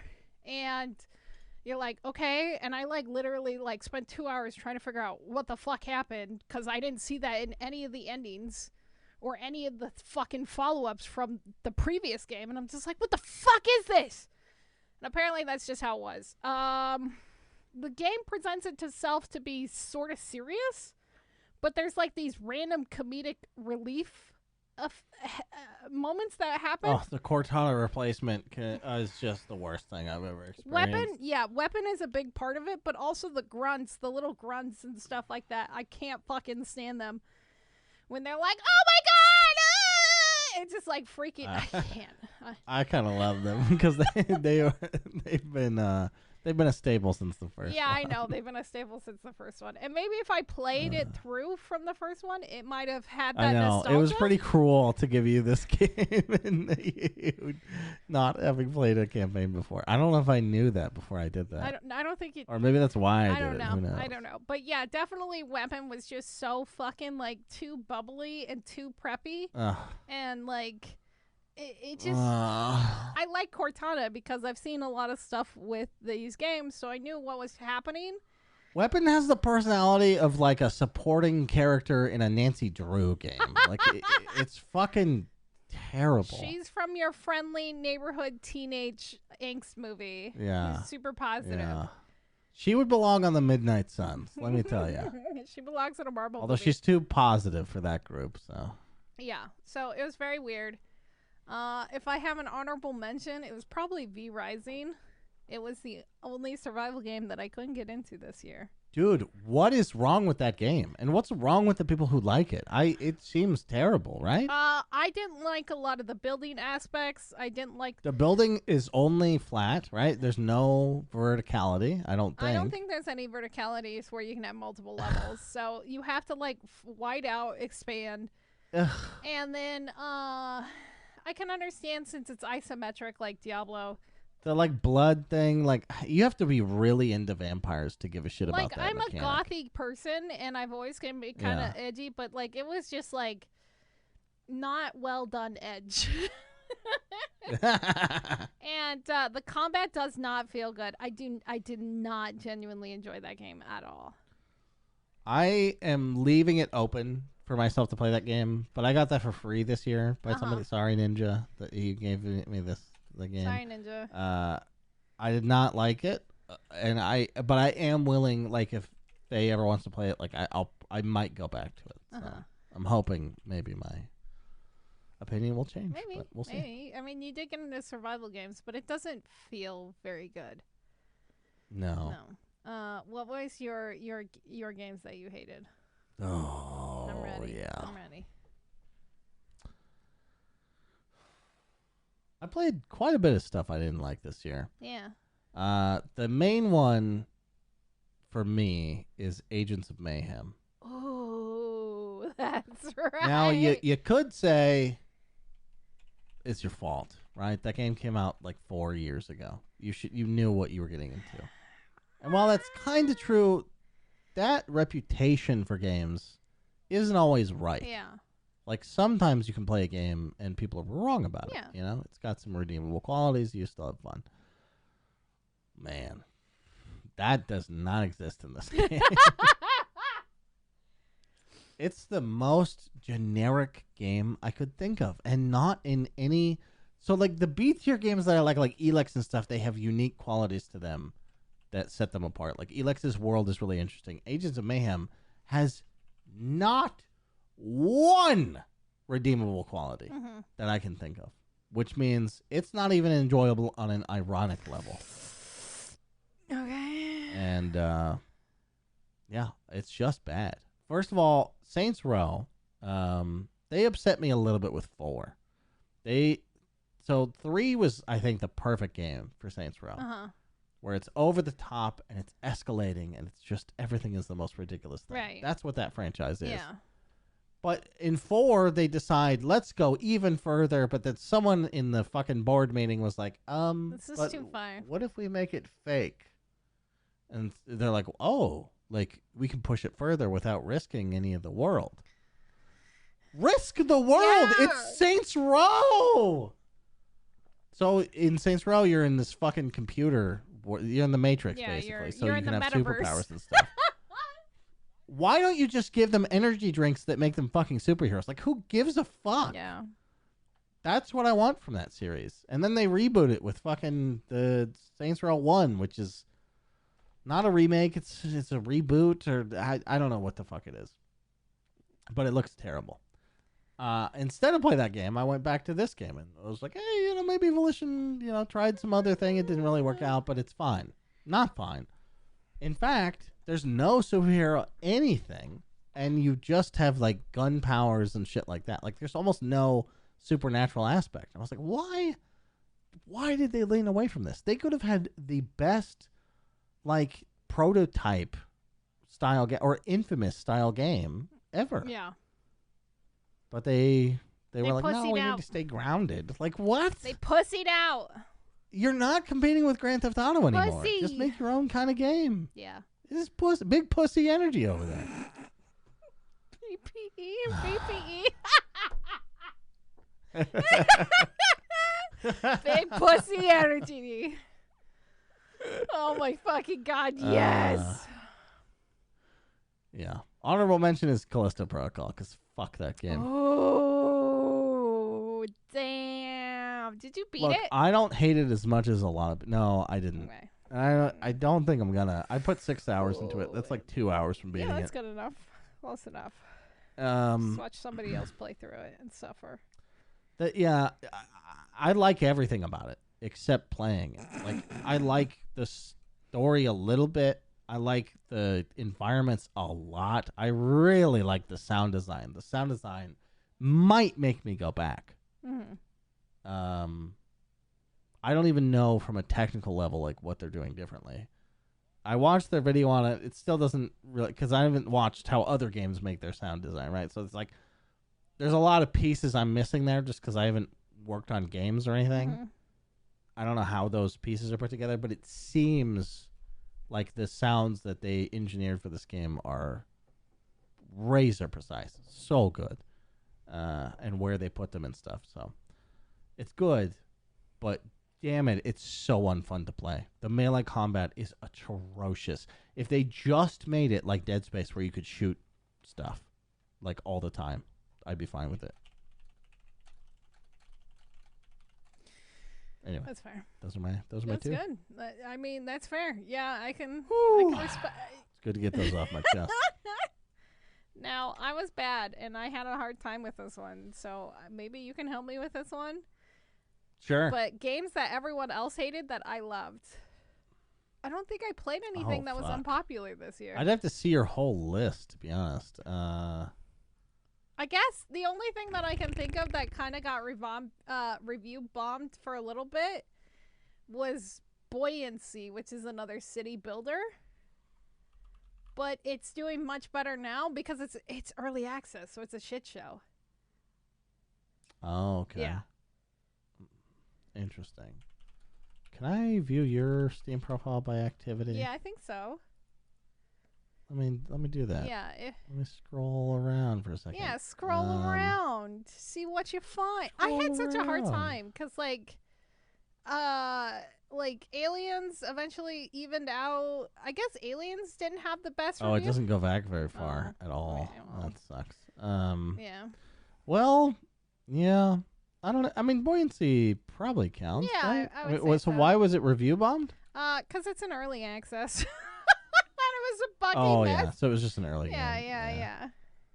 But did you enjoy it at the time it was being review bombed? Yeah. I've enjoyed it ever since I played it. Count it. I love it, even though it's a hot fucking mess. I don't know why. It's just dopamine. I only had one game for this also, and it's a bit iffy. Okay. What's your iffy one? Deadly Premonition. Ooh, okay. The reason I think it's iffy is because it's got a cult following. Yeah. People have people know what this is, and the people playing it want it. Yeah. But when it came out, it was a shit show. Most people fucking would hate this game if they knew it existed. It's funny because on Google, 90% like this video game, even though it has shit reviews everywhere else. It's because the people looking for it know what it is, you know? It's one of those things. So that's fair. Most people, no algorithm is showing them this game.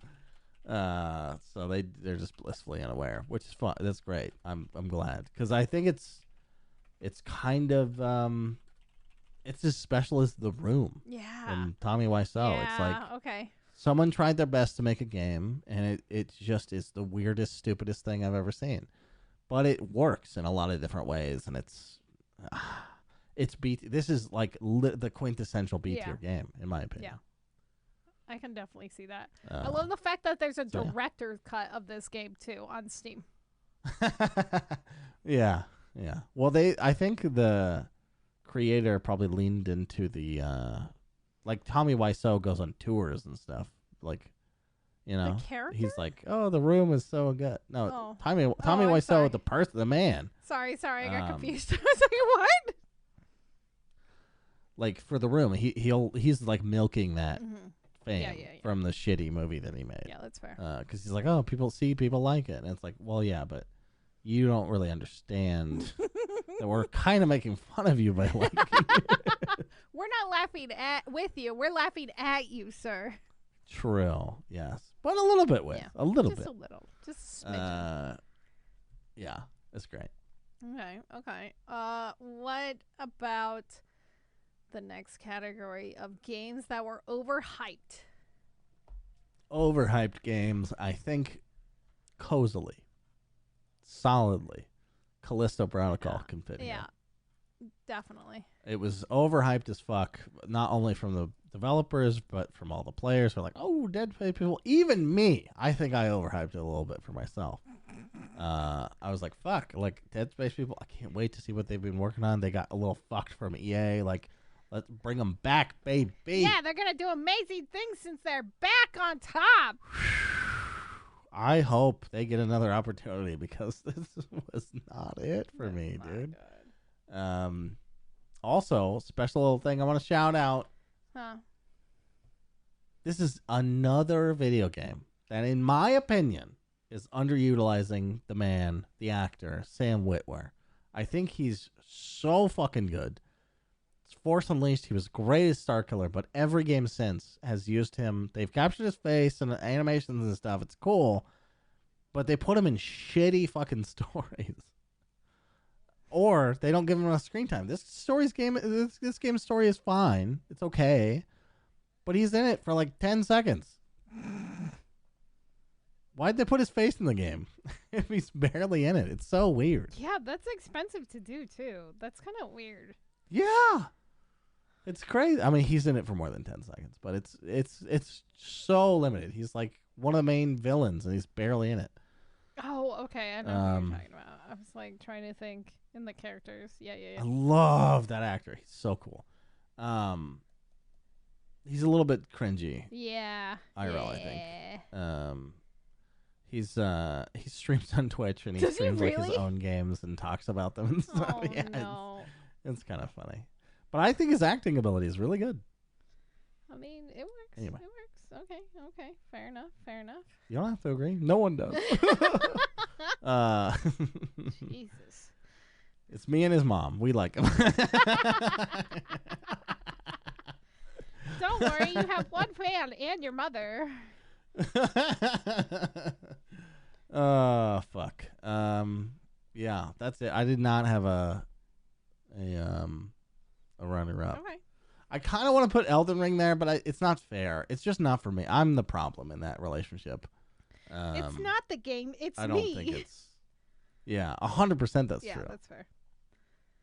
So yeah, I can respect that. What was your overhyped game of the 2022? This is gonna come as a shock, but System Shock. No. Choo Choo Charles. I'm gonna definitely throw Choo Choo Charles. Whoa! A little bit under the bus on this one. I think it was a little overhyped for what it was, and that's fine. The funny thing is, my perspective of this game is you're the only one who's ever hyped it to me. Oh, it was definitely overhyped in like the nerd circles that I follow. Yeah. And also his like Twitch, or not his Twitch, I'm sorry, his YouTube, developing this whole content behind it was huge, and it helped him blow up, and I think that's what also... Wait, what is... What? Well, I don't know the story behind that. So his YouTube channel is all about him developing this game. And like how he got started in development of the game, and like everything else behind it. But I also think that ended up being his downfall at the same time too, because yeah, it definitely was like everybody's like, this is gonna be the greatest fucking game I've ever seen, and blah blah blah blah blah. And they're like, why don't you have voice acting? And so he had to like scramble to get like last minute voice acting and stuff, and the mouse don't move, and like it ended up being his like. He was Icarus. He flew too close to the sun. And filmed the whole process. And he filmed the whole process. Yeah, I mean, like, it's really cool to see the progress, because, like, I went back and I watched it and stuff, but it definitely was an Icarus story where he, like, was kind of his own demise in the end. But I still enjoyed it. I had a lot of fun with it. It's just, it is overhyped. It is what it is. The other one that I have an honorable mention is another horror game. Is Poppy Playtime, the second episode. So I was playing Poppy Playtime. I really enjoyed the first one. Was really excited for the second one. And then as soon as I launched the second one, they start pushing merch. Like really expensive merch. And it's kind of insane how expensive the merch was. Like the dolls were like $30. And they're just like these slinky dolls. And I'm just like, what the fuck? And I was like, I want these, but no. And then the game was eh. And I'm like, oh, they're turning into a Five Nights at Freddy's situation. Where they're just going to have fucking merch and overhypeness now. I'm just like, okay.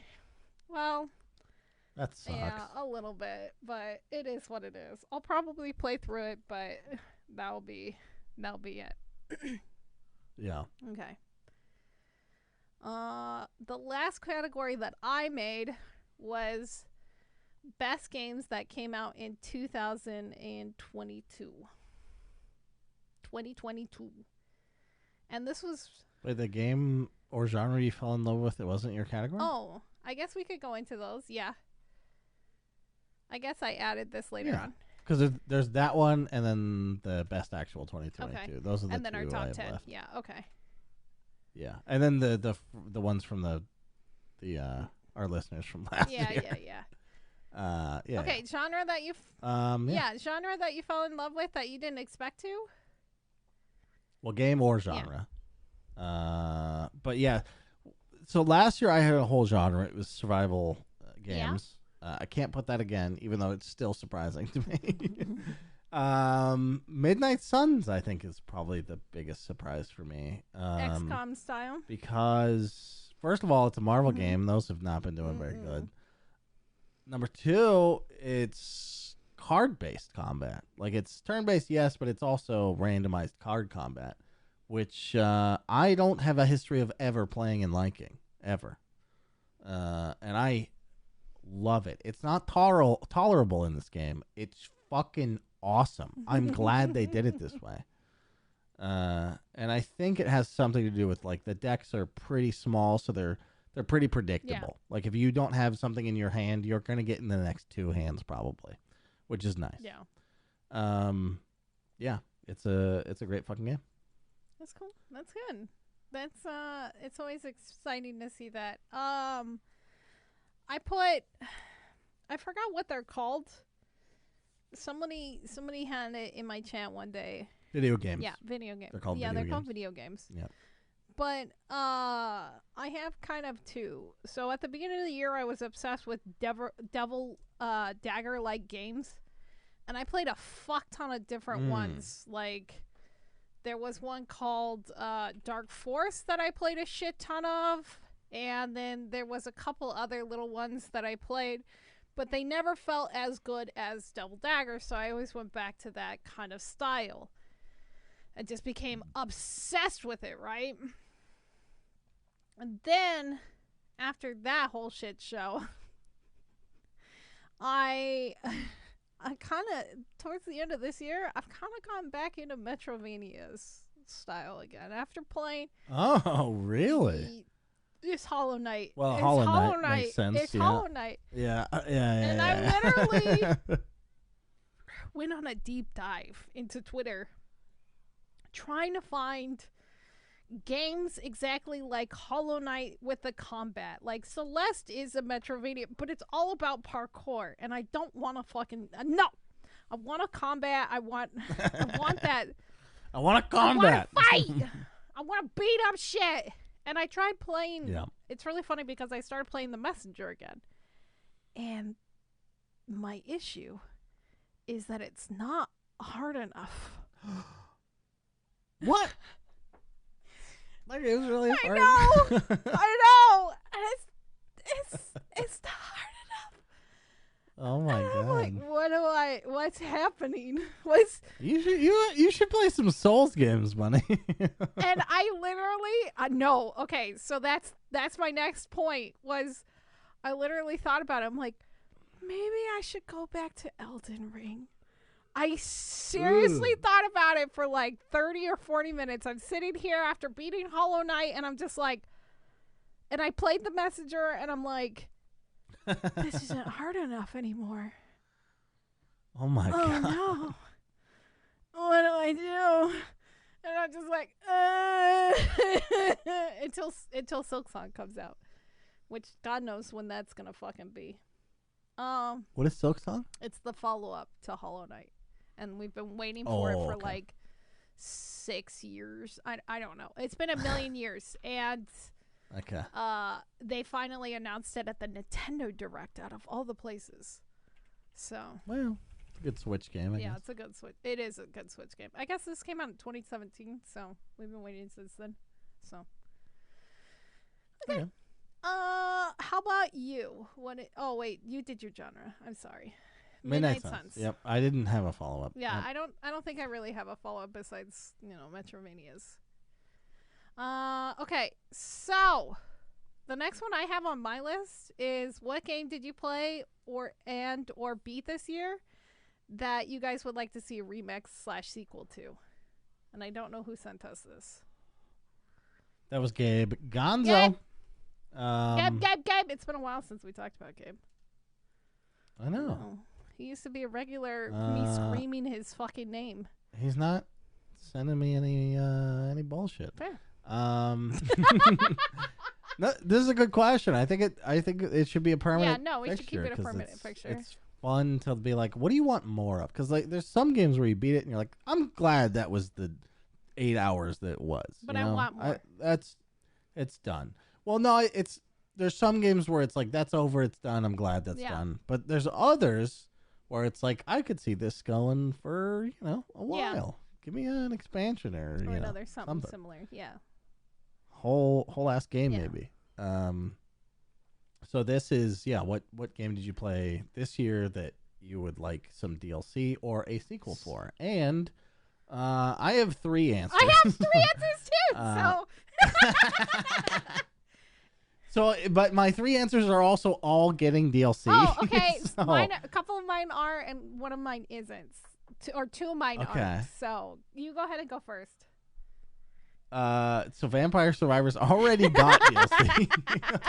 Like a week after I started playing the game. So that was awesome. Yep. I'm glad that happened.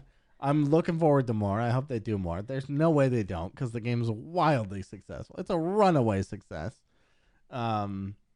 I'd played as much content as they put out for that game probably.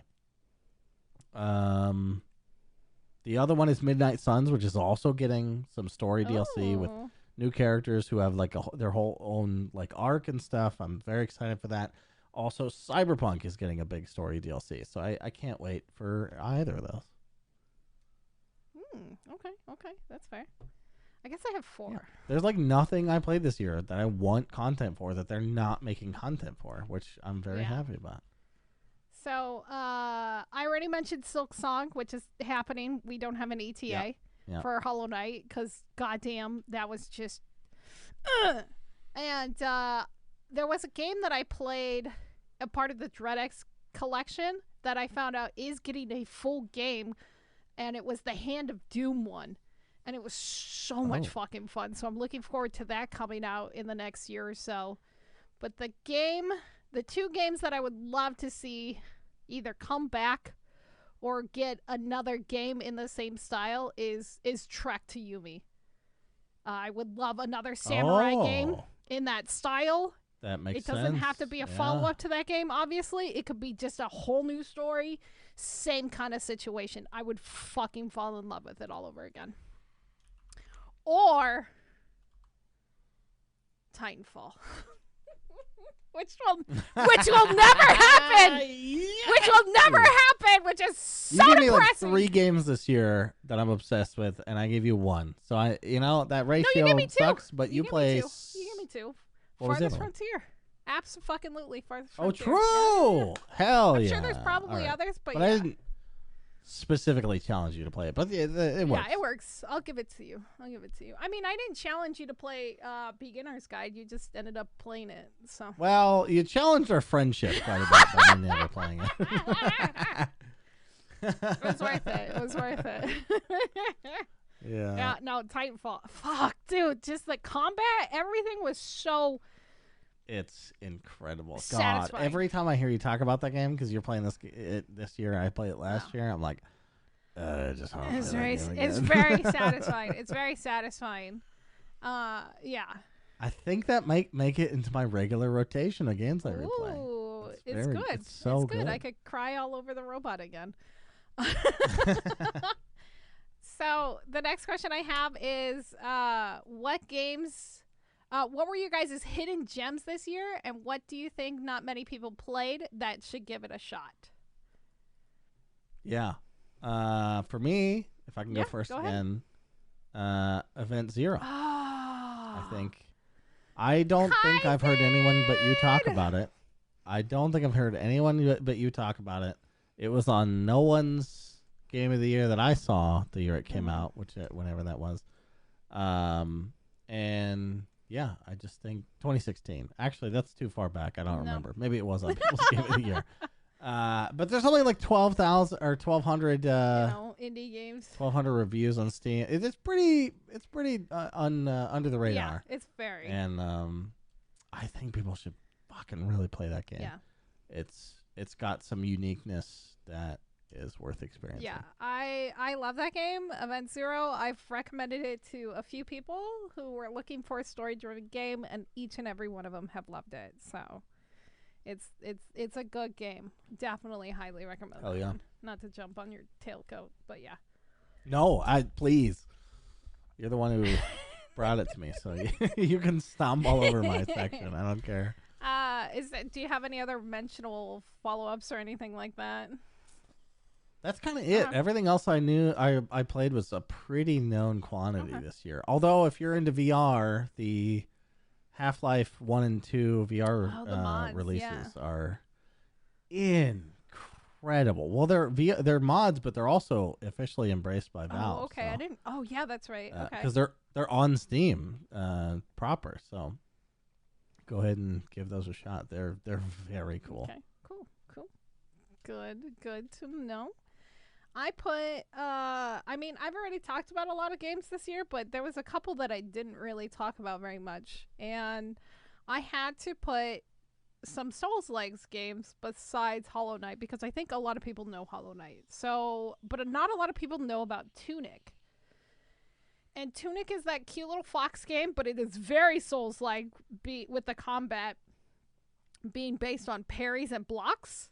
And you can't really fucking fat roll in this one, which makes me sad, but I know it's other people's jam. And it's very good if you like secrets and collecting secrets. And that turned me off a little bit, because I think I didn't beat it for the longest time until I finally sat down one day and was like, okay, I'm going to go bang my head against this and find all these fucking secrets so I get the good ending. But if you want another Souls-like game that has a lot more dodging and is less secret-oriented, but is still similar combat, Death's Door was really fucking good, and I played that at the very beginning of the year. It came out at the end of 2021, and that's a Devolver game. It's really good. I remember that. That was you play as a crow or something, it's right? really, it's more tongue-in-cheek humor, and Tunic is just cute. I mean, and not to say that Death's Door isn't cute. There's some funny characters, like the guy with the pot head, and he's pretty funny. And so, yeah. Although he doesn't act like a stoner. Nice. I would have loved it. Oh, okay. I was actually about to ask. I felt it. That's so funny. Because you're like, it's tongue in cheek, and he's got a pot on his head. I was like, oh, okay. So he's a stoner guy. Yeah. That's funny. So okay. All right. That's cool. And then the last thing I think we have is our top 10 and best games that came out in 2022. Yeah, I pushed to put this on here, the best actual game of 2022, thinking it was before I put together my list, and I was thinking, oh, I probably am going to put something that didn't come out this year. Spoiler alert, I did. In my number one spot. Mm-hmm. But it's Midnight Suns. Came out this year. That's fair. Real good. Goddamn, so incredible. I can't believe. Look, there have been 2 games that have that I've discovered that sort of stopped my time because I'm not done with it yet. I'm like 45 hours in. There's probably another 15 left. Wow. And it's a long game. And I can't wait to go back, but there's just so many other things I want to do. But it doesn't take away from my experience at all that I haven't gone back to them. It's really just about how fucking fun video games were this year for me. And yeah, Midnight Suns. If you like turn-based in any way, just give it a shot. Perfect. Beautiful. What about you? What came out in 2022 that blew your fucking tits off? I had a hard time with this one, so I went with 2. But both for similar reasons, okay? Similar reasons. Look, this is why we do our own. Yeah, way, this is our fucking. This is our podcast. Fuck you. Also, we can do whatever we want. Also, if you're still listening in the almost 2-hour mark, I love you. I love you. Yeah, thank you. It's so great that we get to do this. Yeah, we love you. This, like I said, it was very hard for me. So I went with between Stray and Stanley Parable Ultra Deluxe. Ah, wow. Yeah. Really? Yeah, Wait, Stray is up there with that game so much? I love the environment of Stray. And the thing about Stray that was so cool was obviously you get to be a cat and you get to do cat things, but there was so much shit that you could interact with in the environment and check out, and the environmental storytelling, it was just great. But there's also a little narrator robot friend that you have that kind of helps you along the way. And he's really cute, and I cried all over him. And I get sad about robots. And there's a lot of robots in that game, and they're so human, and then you find out that they are, and it's a lovely story, and I just thought it was really cute, and it's, kitty cat. I like cats. And Stanley Parable, sure, the same. Environmental storytelling. You get to go on an adventure. The fucking narrator is narrating everything that you do, which is so much fun.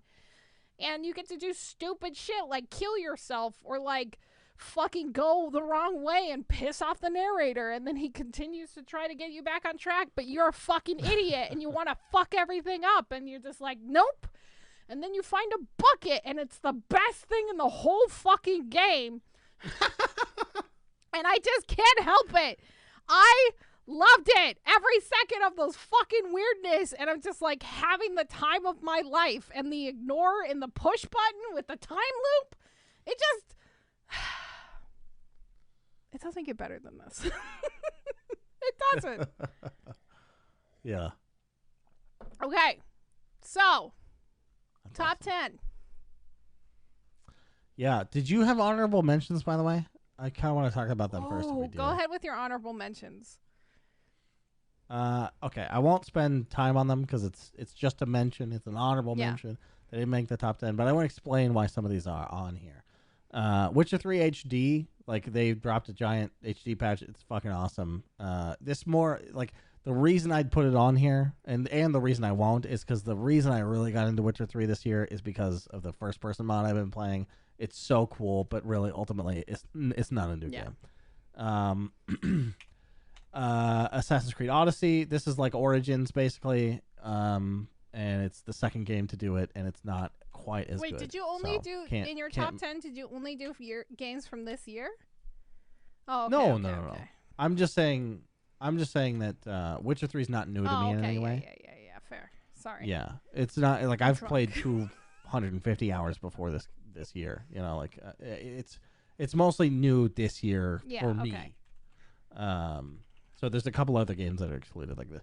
Like Odyssey is new to me this year, Assassin's Creed Odyssey, but it's too much like Assassin's Creed Origins, which did make the list, spoiler, and it's not as good. The Old Republic and Lord of the Rings Online. I limited these off the list because I've played them before. Granted, it wasn't for a super long time, and it was a long time ago, but I still did. So they're sort of excluded, and they're fucking amazing.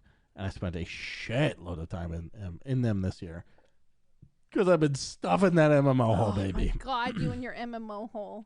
It's so big. It's so big now. You got so many MMOs in there. I know the hole just gets bigger to accommodate whatever I put in there. I just keep filling it more. Elex 2 I also put on here because I just haven't spent the time I want to. It would probably be on my top 10 if I beat it or spent, a significant portion of the total playtime in that game, but I didn't do it. Event 0 I put on here, and it's not disqualified in any way, but it didn't quite make it, and I just want to highlight how fucking cool that game is. That's fair. Tyranny, kind of same way. It totally could qualify. I just don't want to read as much right now, and it requires a lot of that. So I'm playing in like 1 or 2 hour bursts, and it's really hard to get it's from the people that made Pillars of Eternity, but it's not set in the same universe. So it's like yet another super deep fantasy universe to get into that it's hard to pick up in short chunks. And I'm doing it, but it's just not the best experience I've ever had doing that. But it is worth mentioning that it's got some of the craziest, just most, honestly, in terms of quality and quantity, decision making that matters. Like, it's so deep with that shit that it's worth playing. And then let's get into top 10. Unless you had some honorable mentions that you hurriedly put together while I was talking. I quickly put them together, but I put... Oh, what did I knock over? Okay, that's fine. It better not be alcohol. No, thank God. That's right. Cradled in my hands because I've dropped so many drinks today. It's been a nightmare. Bear and Breakfast, which is a lovely game. It's adorable. It's Stardew Valley, but you're a bear, and... really cute. My cat is trying to get in here. Farthest Frontier is also on my honorable mentions. Wow, that didn't make top 10? Holy shit. I can't wait to see your my top 10. 10's a little... My top 10's crazy, okay? I bet it's a fucking cat fight. It was hard. This was hard. This was very fucking hard. Yeah. I said cat fight. Yeah, Stray. Stray. That's fair. That's number 5. Chilla Arts. Yeah. Chilla Arts. For sure. All the Chilla Arts games. What are you saying? Chilla Arts games. So. Oh yeah, just all of it. The Convenient was one of them, right? No, not Convenient. The Convenience Store was one of them. Oh. God, I know. There's a lot. There's a lot. Bathhouse. The fucking. Late Night Shift, there's a shit ton. I played 6 of them this year. They're all great. This whole time I was like, I've played a Chilla Arts game. I have not. They're great. They're janky as fuck, and I loved every single one of them. But they're hard to categorize because they're just super jank and they're fucking terrifying. Yeah. Sure. And then another honorable mention was Employee of the Month, just because of the insaneness and the depth that is their game. It was so good. Wow. But yeah. So, I'll let you go first with your top 10. Okay, let's do number 10. Okay. I think we should go one and, okay. I'll give my 10th, you give your 10th, and we'll go down. So my number 10 is Terraria. Now, this is probably the lowest it's ever been on a top 10 list, because the year it came out, I'm sure it was on everyone's top 10. I'm sure it was. And people don't do Game of the Year lists like we do. Like Insane Psychopaths, you mean? A little bit. But also, we just have jobs and more shit to worry about than all the games that come out in one year. If we were paid to do this, I could easily justify buying every game that comes out. Yeah, so if you're still listening, and then if you're still listening right now, please like and subscribe and share and all that other shit. Thank you. Love you. Exactly. Thank you. Thanks. Anyway, Cringe. Yeah, Terraria. I bet I'm the last person alive to jump on the Terraria ship, but it was so good. I thought it was just 2D Minecraft. It couldn't be further from the truth. There's dungeon delving, and that's where the comparison ends, basically. And it was a fun time. The progression is very fun, finding a new boss and going, holy fucking shit, what is that? And then beating it, finally, after dying many times, was fun. Yeah. Which is a rare experience that I want to actually go through. But probably the co-op helped with that, and playing games with Faye. Yeah, that's cute. You guys got to cuddle and play games. She's wanted to play that game forever, and we finally did, and yeah, it was great. I was pretty underwhelmed at first, but then once I got it, like once it hooked me, I was like, oh, fuck, now I get it, and I couldn't stop. We played like 100 hours of it. It was great. I mean, we beat the whole fucking thing. Right. Every Saturday, 12 hours at a time. Like, we did everything. It was awesome. Crazy. You guys put that on your list, right, of games defeated? Did I? Mm-hmm. I actually maybe You should. Didn't. Yeah, I absolutely should. I just realized. I'll worry about that in a sec. But, yeah, what was your top 10? Or what was your 10th in your top 10? Gas Station Simulator. I don't know why. Wow. I know. I just... Every time you bring this game up, I'm surprised. I don't know what it is. And I just found out there's new content, and I'm so afraid to start it because, like, it's going to keep me distracted for a very long time. There's an update queue, and I'm just so scared to look at it. Major Christmas update? Fuck me! I just looked! No! I put 21 hours in less than a week, and I just, like, I fell in love, and I keep going back to it, and it's just... It's dopamine, those little dopamine hits, but there's something therapeutic about it, like Power Washing Simulator, where it's like very satisfying to do, and it's less chaotic compared to Vampire Survivors. Very less chaotic. What's your 9? Wow. Yeah, so my number 9 is Beginner's Guide. Oh, okay. I didn't play a ton of like really good story stuff this year, and I just had to put this on here because this is that for the year, and it's usually why I play games. This year's been a little different, but yeah, I'm so glad I played it. Thank you for recommending it, and I recommend everyone that listens to this fucking play Beginner's Guide. I think it's therapeutic in a different way. It will make you question things. Therapeutic in a way that's like you might weep a little bit, and but you'll realize something about yourself and other people. Probably. I literally ugly cried over that game. I was like sobbing in a corner, just like ugly crying, and I would stop for a moment, and then I'd come back and continue the game, and then start crying. You know, it's one of those things where I was watching a video recently. I say recently, it was in the last year. But it stuck with me a lot because it was sort of a pitch for why you should read. Oh, okay. And because I need a reason to do things, and I haven't been able to find that reason for like reading for me. And while this is a good reason to read, video games sort of proved it wrong a bit, at least in this example, Beginner's Guide, where their main one of the main points I took away was, the reading is the only way that you get someone else's thought perspective. Like, not what they're saying to you, but what they're thinking in their head. Right. And Beginner's Guide is a little bit of that. Very much that. Absolutely. Should we do a deep dive? Did we do a spoilers episode with Beginner's Guide? I don't think I'll we did. play through it again, and if you want, we could do a spoilers episode. We'll have to double check because I actually don't. I feel like we probably talked about it. Talked about but I don't think we did. We did Lost in Vivo. Yeah. I know that. I'd be super down. I'd also need to play it again, but yeah, that's not a problem. Yeah. Anyway, continue. Yeah, it's Beginner's Guide.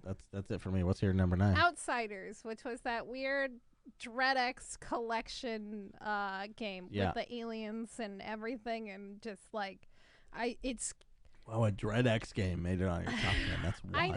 It was so good, Ports. It was so fucking good. It like literally blew my socks off. Like, I was scrolling through my thing because I wrote notes every time next to it, and I wrote next to that, holy fucking goddamn, so fucking good. Holy shit.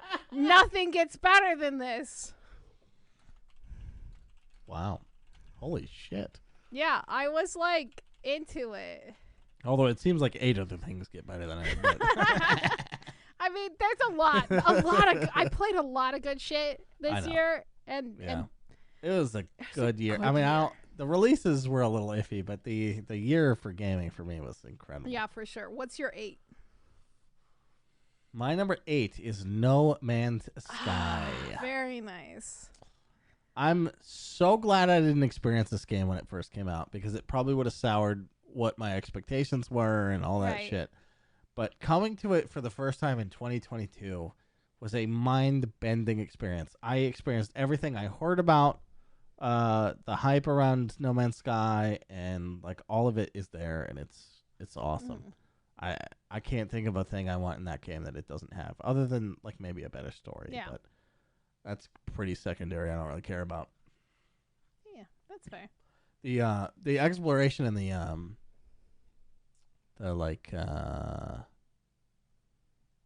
completion of the planets and stuff it's all super satisfying. Like getting new shit, like figuring out what's this thing. I'm gonna go to this icon thing, and like I've never done one of these before. Like, what is that?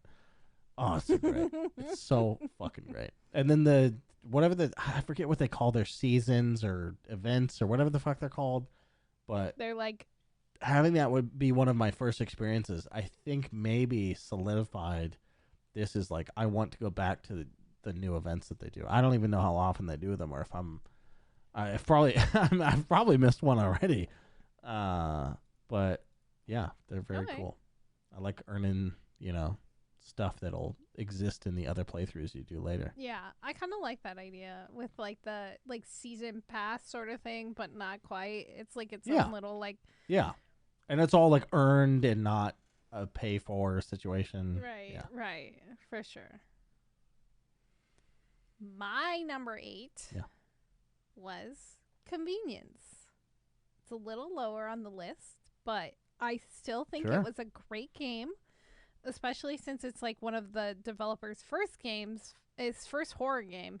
That is pretty wild. Yeah, actually. It's their first horror game. It was fucking great. They went with a very interesting style and just like stuck with it. There was bugs, obviously, but like it doesn't bother me as much when I run into bugs on a solo dev's fucking game compared to like a AAA game. I think I ran into less bugs in that game than I did in fucking Dying Light 2 this year. And I put fucking 50 hours into that goddamn game this year. So it says a lot. I liked it. I think a lot more people should check out. If you're missing horror and you want to go back to like Silent Hill aesthetic, check out low poly games like Convenience. For sure. For sure. Yeah. I agree. It's really cool since we started doing this challenge thing. I don't remember when we started that, but it was later in the year, I think, second half of it. But once a month, Bunny and I like sort of challenge each other to play a game, whether we finish it or not, whether we like it or not, just something out of our wheelhouse or just something one of us is very passionate about. And Convenience was on there. It's not something I would ever play on my own, and it was great. I'm glad we're doing it. It makes this end of the year stuff like I have context for what you're talking about in a lot of these categories that I wouldn't normally, Yeah, and like you give me some of the other games like Timefall, and that was like I normally don't go out of my way to play like first person story games anymore, and that was a treat. That was a fucking treat. So hell yeah. That's awesome. Yeah. Fuck yeah. Oh, we're the best. We are the best. Fuck yes. Hell yeah, best friends. What was your 8? No Man's Sky. Shit, what was your 7? Sorry. My 7 was Mafia Definitive, yeah! baby. I knew it was coming back. I kind of got into my talking points for the top 10 list that I, earlier when I mentioned it, but basically this is why remakes exist. This game is fucking incredible. And they did it right. They kept all the like shitty racing sequence thing. Like there was a lot of jank in it that was clearly remastered in a way to like still be shitty, but also look better and maybe it functions a little better, but it's still there's remnants of the old game. And it kind of made me really want a remake for bowling. Ooh, I've tried so many times to play Bully, and I just couldn't get into it. I would last 30 minutes. I don't blame you at all. It's full of goddamn bullshit. Bad. I mean, but it's also so cool. It's such a unique game. It's so old though, and it's so hard to play it now, and it's just like, fuck, I'm spoiled. Anyway, yeah, that would be good. That was one of the first games I streamed. Oh, really? Bully? Interesting. Yeah, That's it was funny. great. Okay. My yeah. number 7. So what was your 7? Yeah. Is Cult of the Lamb. Ah. And I've already... The game the game you just bought, yes. Like I said, it is Dead Cells Isaac meets Animal Crossing Stardew Valley with some sadness and some really fucked up dark humor. It's really good. And I think that was like that started the itch for me with Metrovanias. And I've been craving a hard combat game like that. And yeah. And so I went digging. Wait, Cult of the Lamb is hard? It is not. I don't think it's that hard. It's not that bad. No. Okay. All no, right. it's not that bad. You're just trying to get me to not return it, aren't you? No. I'm not. I think it's easier. It's not like Hollow Knight at all. No. Yeah. All right. I think it's easier. I beat the boss with one HP. You'll be fine. What's your number 6? My number 6 went to Scorn. What? Yeah. Scorn. What is it? Oh, okay. Creepy. I heard Winter Scorn, and I was like, "What? Is that a different game?" No, Win 2. Okay. Winter Scorn. We're going to cover all of the penises and vaginas with a blanket of snow. I want for Scorn is a Christmas update for Scorn. You're wearing a Santa hat, and the creepy parasites are all wearing cute little Santa hats, and everything's covered in snow. The solution to every puzzle is shove some snow in it. Just throw snowballs at him. It'll be fine. Don't run away. Just throw snowballs. It'll be cute. Yeah. No, Scorn. Wow. Okay. I may never finish this. Who knows? I'm also really drunk right now, so I'm just gonna tell you guys. Fuck yeah. It's 2 hours and 20 minutes I by know. the way, for listeners. It's we're very drunk. I have been working on a video for Scorn because I can't stop thinking about I don't talk about this very often, but I guess I kind of did already in this podcast. I have very visual dreams where I can feel things, I can smell things, and I can taste things when I dream. So if I'm eating... Do you have agency? Do you have lucid dreams? Every single night. Oh, wow. I'm so jealous. My brother's like that. I'm like, God damn it, I want that so much fun. bad. It's great. I've been this way since I was a kid. I don't know how you do it. It just happens for me. I'm naturally like that. I think it's particular to a person. It's down to the DNA or something. I don't know. There was a whole subreddit about it, and people oh, I finally did it, and I'm like, I do this every fucking night. And I felt like such a pretentious asshole, but that's just how I dream. I taste things. It's just natural. And so when my dreams are very real to me. But ever since playing Scorn, the first week after playing Scorn, I had so many dreams about it, and just Tool playing in my head, and just walking in the world of Scorn, and it was amazing. And every once in a while, I have dreams still about walking around in the world of Scorn. Now, I'm not dealing with any of the entities and stuff like that. I'm just enjoying the aesthetic. That's so and it's cool. so great, but it's also very creepy because I can feel things, I can smell things, and yeah. That's not the environment you want to be smelling things. It's not. And so it's just it's really stuck with me, and so I want to do a video on it because it's just been, I can't stop thinking about it. I'm literally a simp for Scorn. I cannot stop thinking about it. But there's other games that I loved this year that I still think about too. So, but Scorn is in my dreams. Holy shit. God damn. That's wild. What was your 6? I'm sold, by the way, convinced that's your number 6. Could be higher. Jesus. Yeah. So my number 6 was Assassin's Creed Origins. Oh yeah. And I think this is well, I struggle with this a little bit because Assassin's Creed 2 I've always held as my favorite Assassin's Creed. Now I haven't played it in a long time. I don't know that it would hold up like favorably match up with one of these modern ones like Assassin's Creed Origins or even Black Flag, which is all those 3 games are in the top 3 Assassin's Creed games for me. And they all have a similar thing, which is like we switched up the series, you know? Which I hate. Black Flag was like, we took this, assassin thing, and it's like, yeah, it's still about assassins a little bit, but it's a pirate game, this is about pirates and ship sailing and whaling and all that kind of shit. Open ocean shit, which is not something I'm interested in almost any other game. Like, I don't seek out. I'm not a Sea of Thieves guy. By the way, that game seems fucking terrible. It's just not. Sid Meier's Pirates I never played.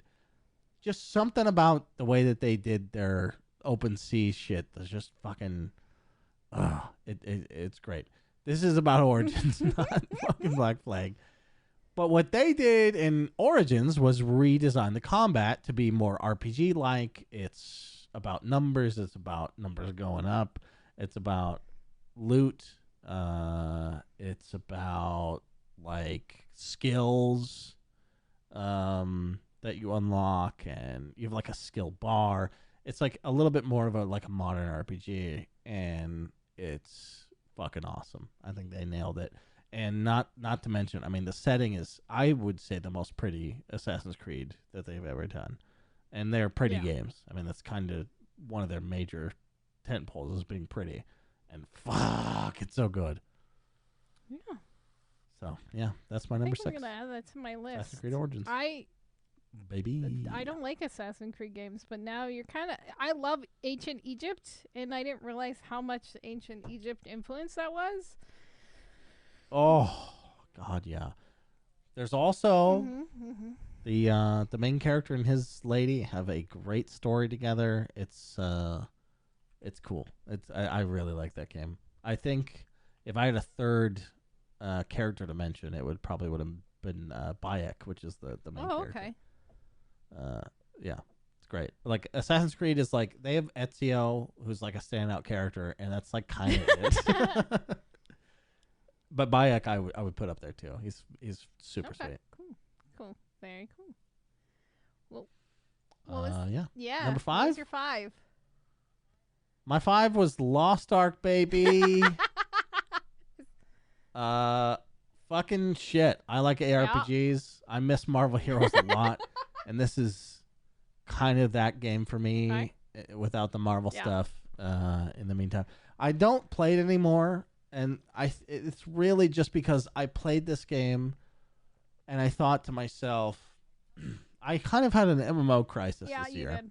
Yeah, that's an understatement. Last year I said I don't want to play them anymore.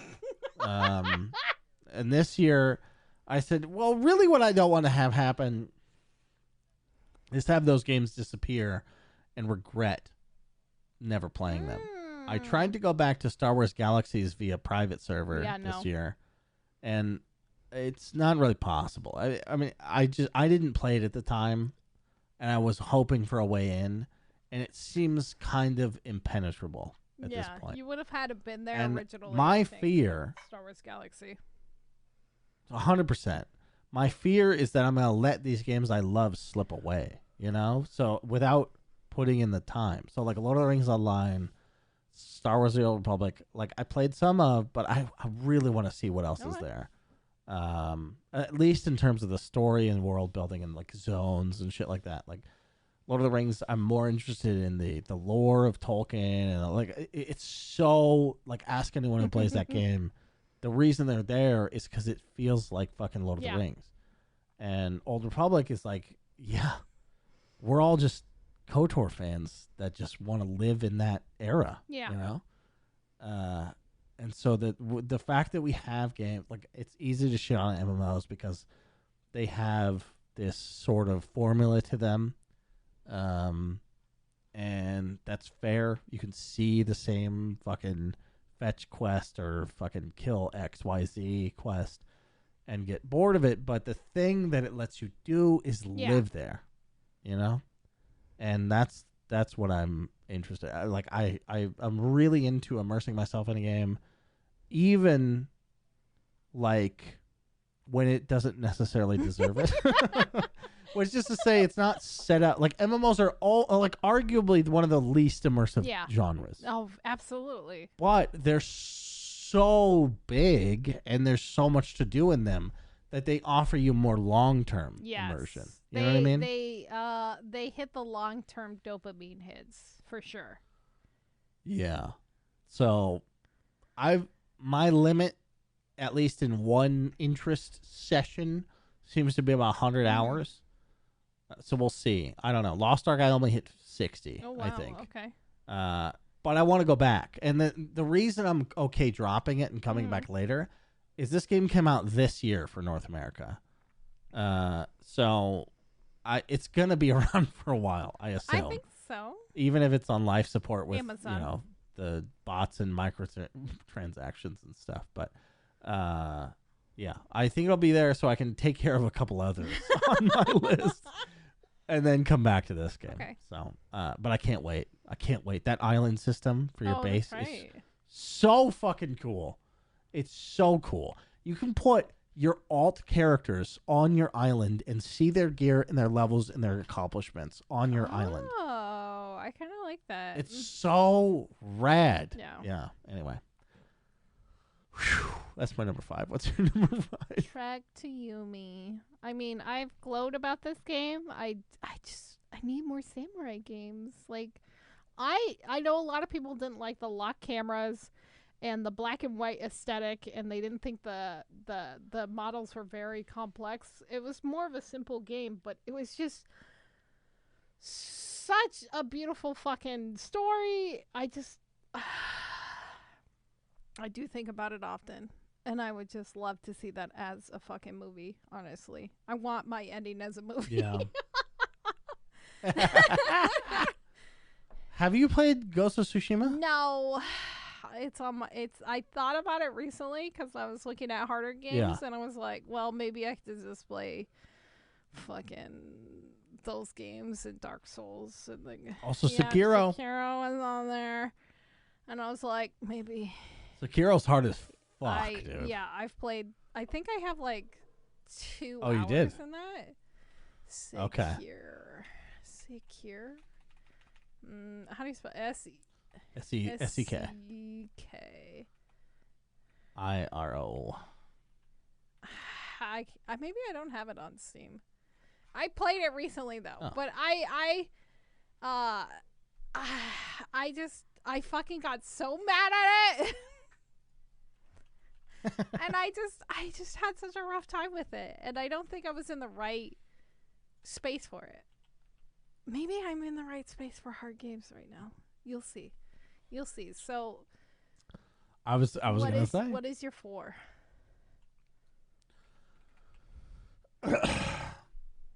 Yeah. Well, I might look back on this list and regret that this wasn't lower or not on the list at all.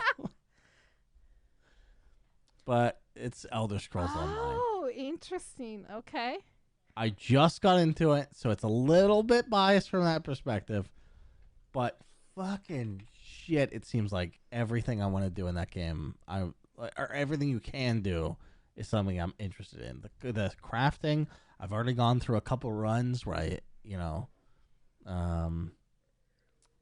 do it efficiently, and I'm like, yeah, I'm into that. And the world exploration and the random object collection stuff from Elder Scrolls that I like is in there. And yeah, it's fucking great. There's fucking books to read from Sky. It's fucking really short book, like 2-page books, but it's great. It's I don't think I'll make it to endgame. Well, I might make it near there, but I'm not gonna do. I tried some of that in Old Republic, and I just don't care about the end game of MMOs.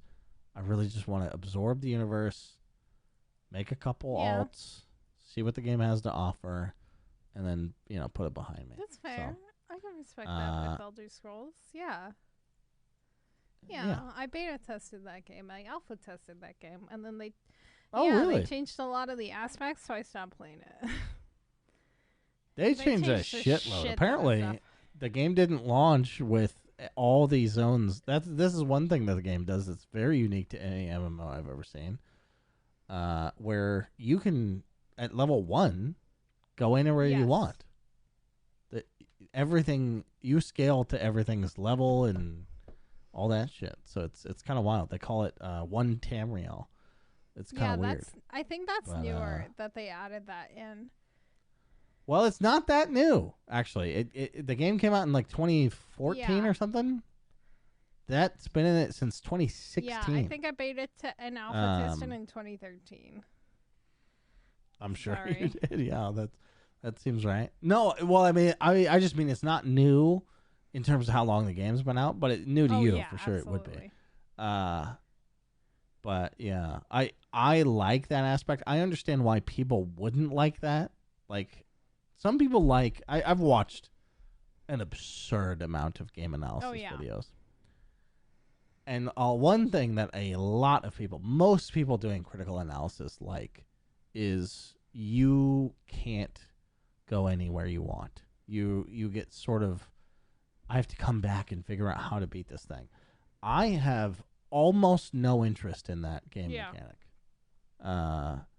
And so the fact that this game lets you go anywhere you want, I can 100% any of the zones I want right now is so cool to me.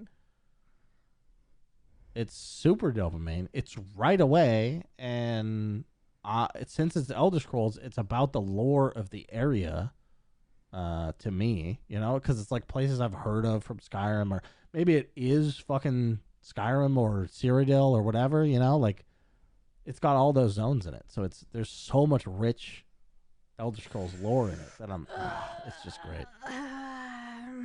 Nope, I'm not gonna do an MMO. Nope, I don't have an MMO hole. I don't have an MMO. Sounds like you don't. You got nothing to worry about. Nope. Anyway, that was your 5. That was your 5, correct? That was my 4. We're at 4. Holy shit! Did you do 4? I did not. Or was that mine You did first? Okay. My 4 actually is Stray. I got my numbers confused. Damn. Stray, kitty cat game. I already talked a lot about Stray. I like the atmosphere. I really like the aesthetic, and so I think I spent more time in this game than most people did.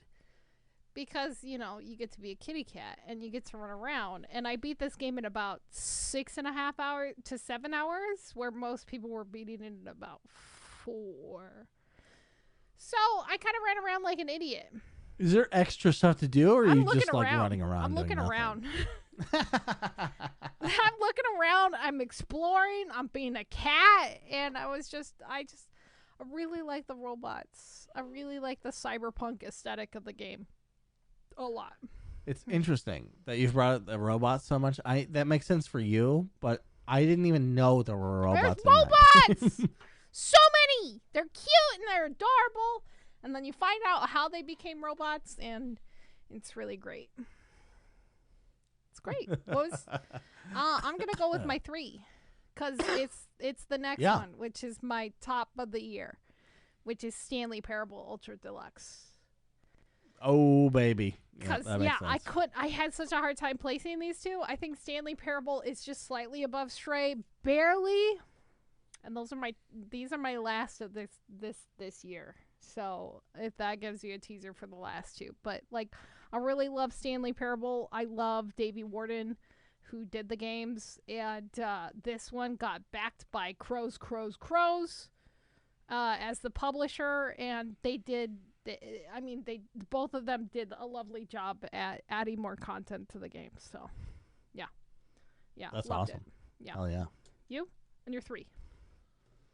My number 3 is Cyberpunk 2077. That's funny. Sorry. Speaking of immersion, just driving around fucking Night City with your goddamn soundtrack blowing in your goddamn ears. Okay. And you think to yourself, fuck, life is hard in Night City. And you're like, oh. And you still haven't seen the Cyberpunk, you haven't seen the Cyberpunk anime on Netflix yet? I have not. No. It's so good. It's so good. Yeah. I believe that it is, but I have not done that yet. Yeah. I should. Didn't they add DLC to the game, or they're gonna? No, they already did. That it was a part of it. So they released the anime and the DLC at the same time and it brought it back. Like, it revived the whole game again. It was a good. I have not played since that happened, but I look forward to the game and the anime. Yeah, all the stuff they've added. Obviously, they've done a ton of work to the game. The bug fixes are enormous. There's still bugs, obviously. It's a huge game. It's just, I'm never gonna get tired of open worlds. Okay. It's just not possible. The YouTube algorithm keeps shoving videos in my face that are like, open worlds suck now. They're worthless. Just a bunch of fucking random titles. I'm never gonna click on them. I don't even want to know what the perspective is that you have to hate open worlds, because I don't care how much like mechanics have to be reused. There's something about looking at the scale. Like, think about people who want to live in a big city. A lot of that has to do with the aesthetics. Their life might not necessarily be better, but there's the hope that it's better. There's the bigness. There's a lot of opportunity. And even if you're not sniffing on that opportunity, it's out there. You know? And it's fucking great. I just love absorbing that shit. Like, the scale of that game, the setting of that game is so unique that it's fucking great. Yeah. I love it. No, I believe it. Yeah. I think I need to add that to my list to play this year. Or 2022. Okay. Or 2020. Oh, holy shit, it's 2023 almost. What happened? That's the podcast we're doing. Shit! Anyway, okay. What's your number 2? My number 2, Vampire Survivors, baby! Oh, I guess that's my honorable mention. Oh, is it? Yeah, I didn't put it on the list, but it's great. I love that game. You didn't put it on the top 10? Nope, I have other games in the top 10 right now, honey. What? Yeah! This is... I'm not kidding, buddy. One of the best games I've ever played. In my entire life. I don't count this as a... Even though you've been preaching it, I legitimately can't remember you talking about it. I talked about it like 3 or 4 times, and then I was just like, I can't talk about this game anymore because all it is just the same shit, different character. Like, what do I do? Oh, I went to a new level. Good fucking... Anyway, continue. I haven't sought out much coverage of this game. Fair. But I don't... No one's really captured, just in passing, of what it is that this game does. You can't really and I still don't know myself. Like, you kind of have to play it, which is unfortunate. Yeah. But it is just a pure progression dopamine game. Like, it's just when you figure out what you have to do next, and then you figure out the build that allows that, it's thrilling. So, yeah, I'm not even going to try to sell it more than that. No. But I mean, if I'm not convincing you, if everyone else in the industry is not convincing you, I've seen this above Elden Ring and top 10 lists from major publications. Go ahead, and if none of that can convince you, I guess just think about the price point and just spend the money. It's I mean, $5. My God, if you're a listener of this podcast and you're like, I don't know, I'll give you the game. Just call us. I will just fucking give you the game. 1-800 ignore the backlog. 1-800 get Vampire Survivor. It got robbed at the Game Awards, right? It didn't win anything. It didn't. It was not on anything, right? I don't think it won anything. So. Was it nominated? It was nominated, I'm pretty sure, for Indie. For Indie? Indie debut, and sense. Stray won. It doesn't make sense that it didn't win that. It doesn't make sense. Kitty cat game. I mean, I love Stray. They spent more on marketing. They did spend more on marketing. Which one could, assume that means that the marketing paid off. But my assumption is that if you're willing to spend on marketing, you're also willing to spend on greasing some palms. Sucking some dick? Well, that too. Sure. Yeah. I mean, I really love Vampire Survivors. It was my game that put me to help me sleep. Although you say it got robbed, but you put Stray on your list and you didn't put Vampire Survivors. Yeah, I'm a monster. Even though I voted for Vampire Survivor in the Game Awards, I'm not gonna lie, I voted for Vampire Survivors. That's so confusing. Okay, listen, I'm a fucking weird, complex human. I can't help it. My number 2, though. My number 2 has to go to The Forest. I love that game. Fucking goddamn, we couldn't disagree. I know, more. that's fine. We're not going to agree on everything, but goddamn did we have fun. And I think that was what made that game for me and was my roommates. I love both Zachary and Phil very much. They're my buddies and they're some of my best friends. And I think that's what made the experience so good, was to watch the shit show that is that game that is super dark and fucked up, and then play it with 2 babbling idiots trying to shoot rabbits and they can't. It was 10 out of 10 watching them just fight and try to shoot rabbits for 20 minutes. And they're like, just get it. And I'm just sitting there watching them and I'm filming it. And so I'm just thinking fucking Benny Hill going off in my head. Yeah, just fucking watching these idiots for 20 minutes trying to get It was great. Anyway, that's my number 2. What's your 2? It was oh, fuck! 1! What's your 1? That's it. No drum roll needed, because it's been pretty obvious, I think, what it's going to be. It's fucking Marvel Midnight Suns. Oh, that game is amazing. You can jerk off to it? The turn-based. Could I?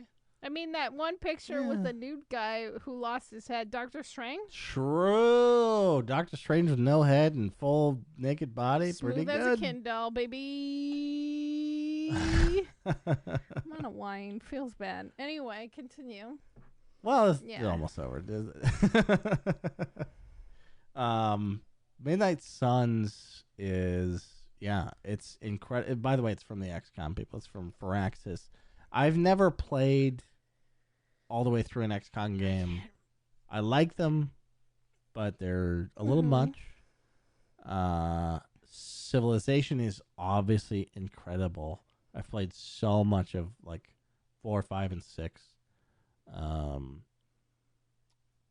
But this is the best game that they've ever made. Like hands down. Wow. Yeah. Okay. And it might be my favorite turn-based game ever, although Divinity Original Sin probably holds that crown still. But it's close. It's so good. That good. Wow. Okay. And card stuff, don't worry about it, guys. Just play the game. It's fine. It's fine. I mean, you said it wasn't that bad, so like, what? The card stuff? No, it's actually good. It's legitimately good. And I think it's because, they don't... It's not a huge part of it. Like, it is the sort of anchor of the combat, but it's not... The decks aren't 200 cards long or whatever, right? It's not like you're randomly drawing every round. You are randomly drawing. Obviously. But so each character... You go into combat with 3 characters, and each character has a deck of 8 cards. So you're getting what you want pretty regularly. So you just build it the way you want, and you can pretty consistently get the cards that you want. Okay. That's good. Makes it easier, less chaotic. Yeah. Less chaotic. I mean, the game is hard, by the way. But it's the controlling what you want to do is not hard, which is the important piece for me. That's I think that's the most important point when it comes to a card game. Because, like, if it becomes too complex, a lot of people are just like, I'm out. I'm out. Yeah, 100%. Yeah, I don't have time to learn 2 games here. One card game and a video game. And a video game. Yeah, that's fair. Yeah, that's fair. Okay. My number 1. It may not come as a shock because I put 31 hours into this month alone in it. Has to go to Hollow Knight. I don't know why I slammed my dick so hard in the car door for this game, but I did. I was mad. I was angry. And it's satisfied so much with this game because, like, the boss design is so good. And, like, just getting through the things and the levels and just, like, trying to find new things. Like, I fucking hate cryptic shit, which is why I can't play Elden Ring. I have a hard time with it, and I'm just like, why is there all this fucking cryptic bullshit? And that's what Hollow Knight is. It has these moments where you have to go back. You have to go look, and you have to go exploring, and you have to sometimes look up shit. And I kind of normally hate that, right? You hate it too, where you hate looking up shit. Yeah. Yeah. Although I deal with it in lots of games too. Right. Sometimes you just have to. And so I did as much as I possibly could to not look at shit. I did my best. And, like, towards the end, I started getting to the point where it's like, I'm fucking lost. But I need to progress because I'm losing my goddamn marbles over here. And I know you're very tired, but I fell in love with this game so hard. And it, like, kept me wanting to go harder and try to push myself harder. And I put 31 hours into this game alone in the month of December. And I started maybe 2 weeks ago. Maybe 3 weeks ago. Holy shit. Yeah. Really? Oh my god. It replaced Vampire Survivors this month for me. Have you talked about this on the podcast? I talked a little bit about this on the podcast, but not too much. Okay. I'll be honest with you because, like, it's so hard to talk about this game without spoiling too much because it is very dark. Sure. It is very bleak, and it is very depressing. But it is such a beautiful game. I love the aesthetic of this game. The music is just... I didn't understand this game when I first played it many years ago when I first came out. I did not enjoy it. I did not like it. I did not have a good time.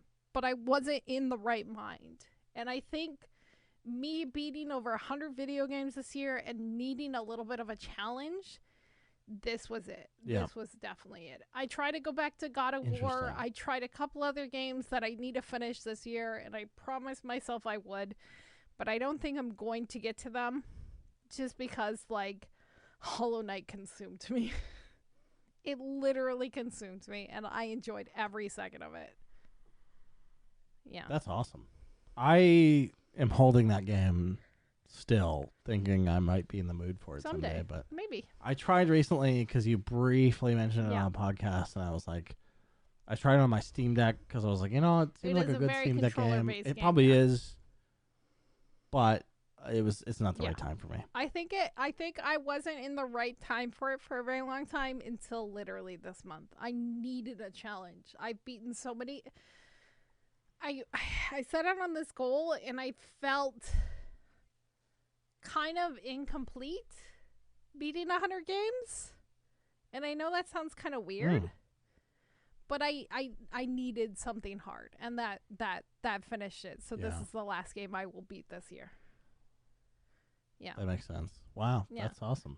Cool. Thank you. Congrats Thank on you. both beating Hollow Knight and 100 Thank games. you. 111 Thank you. games. It's been a journey. What about you? What's your number one? Midnight Sun. I'm drunk. But yeah, so Bunny's Hollow Knight, then Game of the Year Midnight 2022, Suns. and mine's Marvel Midnight Suns, baby. We did it. Video games are so Oh my fucking good. God damn. I'm so excited. So the last question I have on the questionnaire is, what are your plans for next year? I knew you would do this. It changed from big YouTube plans last year. And this year, it's make one YouTube video. I think that's a great goal. And I can, yeah. Yeah. You know what? I believe in you, Ports. You can do this. Thank you. I believe in your belief in me. I think. Obviously, look, it's not like I'm doing nothing. I'm succeeding at work. It's great. It's fantastic. I also want to do this, and it's fine that I didn't, make a bunch of YouTube videos last year. It's fine. My life is going great. It's just that there's one avenue I haven't been able to figure out. I don't know how content creation fits in my life right now, and it's something I'm working out. I can help you. We can all help each other. Yeah. Sure. I mean, me doing 100 games led me to doing my actual YouTube channel for once. So that was a weird avenue. I did not expect to do that. And I was trying to find my list from last year again to see what I put, because I don't even remember. I don't have anything. It's blank. Yeah, I didn't write down anything. But my plan for next year in 2023 is to continue this. I love Hell yeah. Fuck beating 100 games, challenging myself to find weird games like this. And I played some shit. I'm not going to deny it. But if I didn't like the game, or if I wasn't having a good time, I would just close it. And I would just move on to the next thing. That happened multiple times on stream. And I just it was like, okay, that game is not for me. I can't get it to work right now. We will move on. And I think that's what I kind of want to keep doing. I'm going to keep playing Minecraft, and I want to do some more Minecraft content, but I really like horror games, and I don't know what it was. Maybe it's my childhood calling me back from my fucked up mother, but say la fucking V. Sure. Say la fucking V. Yeah. Hell yeah. That's ignore the backlogs. 2022 Game of the Year. 2022. God, what a crazy fucking year. Yeah. Yeah. Is it ever going to not be a crazy year? Because I feel like in the last 3 years, it's like you could pretty much. That's a good point. I don't think it's crazy. Is it just going to be that way from now on? Maybe since the pandemic, it's just going to keep getting crazier. Who the fuck knows? Like, we had normal life, and then the pandemic happened, and then everything just went. Yeah. Now we're in somebody's SimCity fucking game. Oh my God. Where all the worst shit is happening. Oh my God. They have the disasters turned up to 10. Why would you do this to us, you fucking asshole? Anyway, thank you guys for listening. If you're still here. Yeah, thanks. This is probably the longest episode. Absolutely the longest episode. By like an hour. Fucking pie. This is us. This is. Yes. I love you guys. Also, I love you too, Port. You're You're my besties. I'm glad I have you in my life, and we get to talk about video games every week. Hell yeah. Hell yeah. Absolutely. Let's keep doing it next year, okay? Agreed. All right. I'm gonna say goodbye, everyone. Goodbye, podcast listeners. Goodbye, podcast listeners.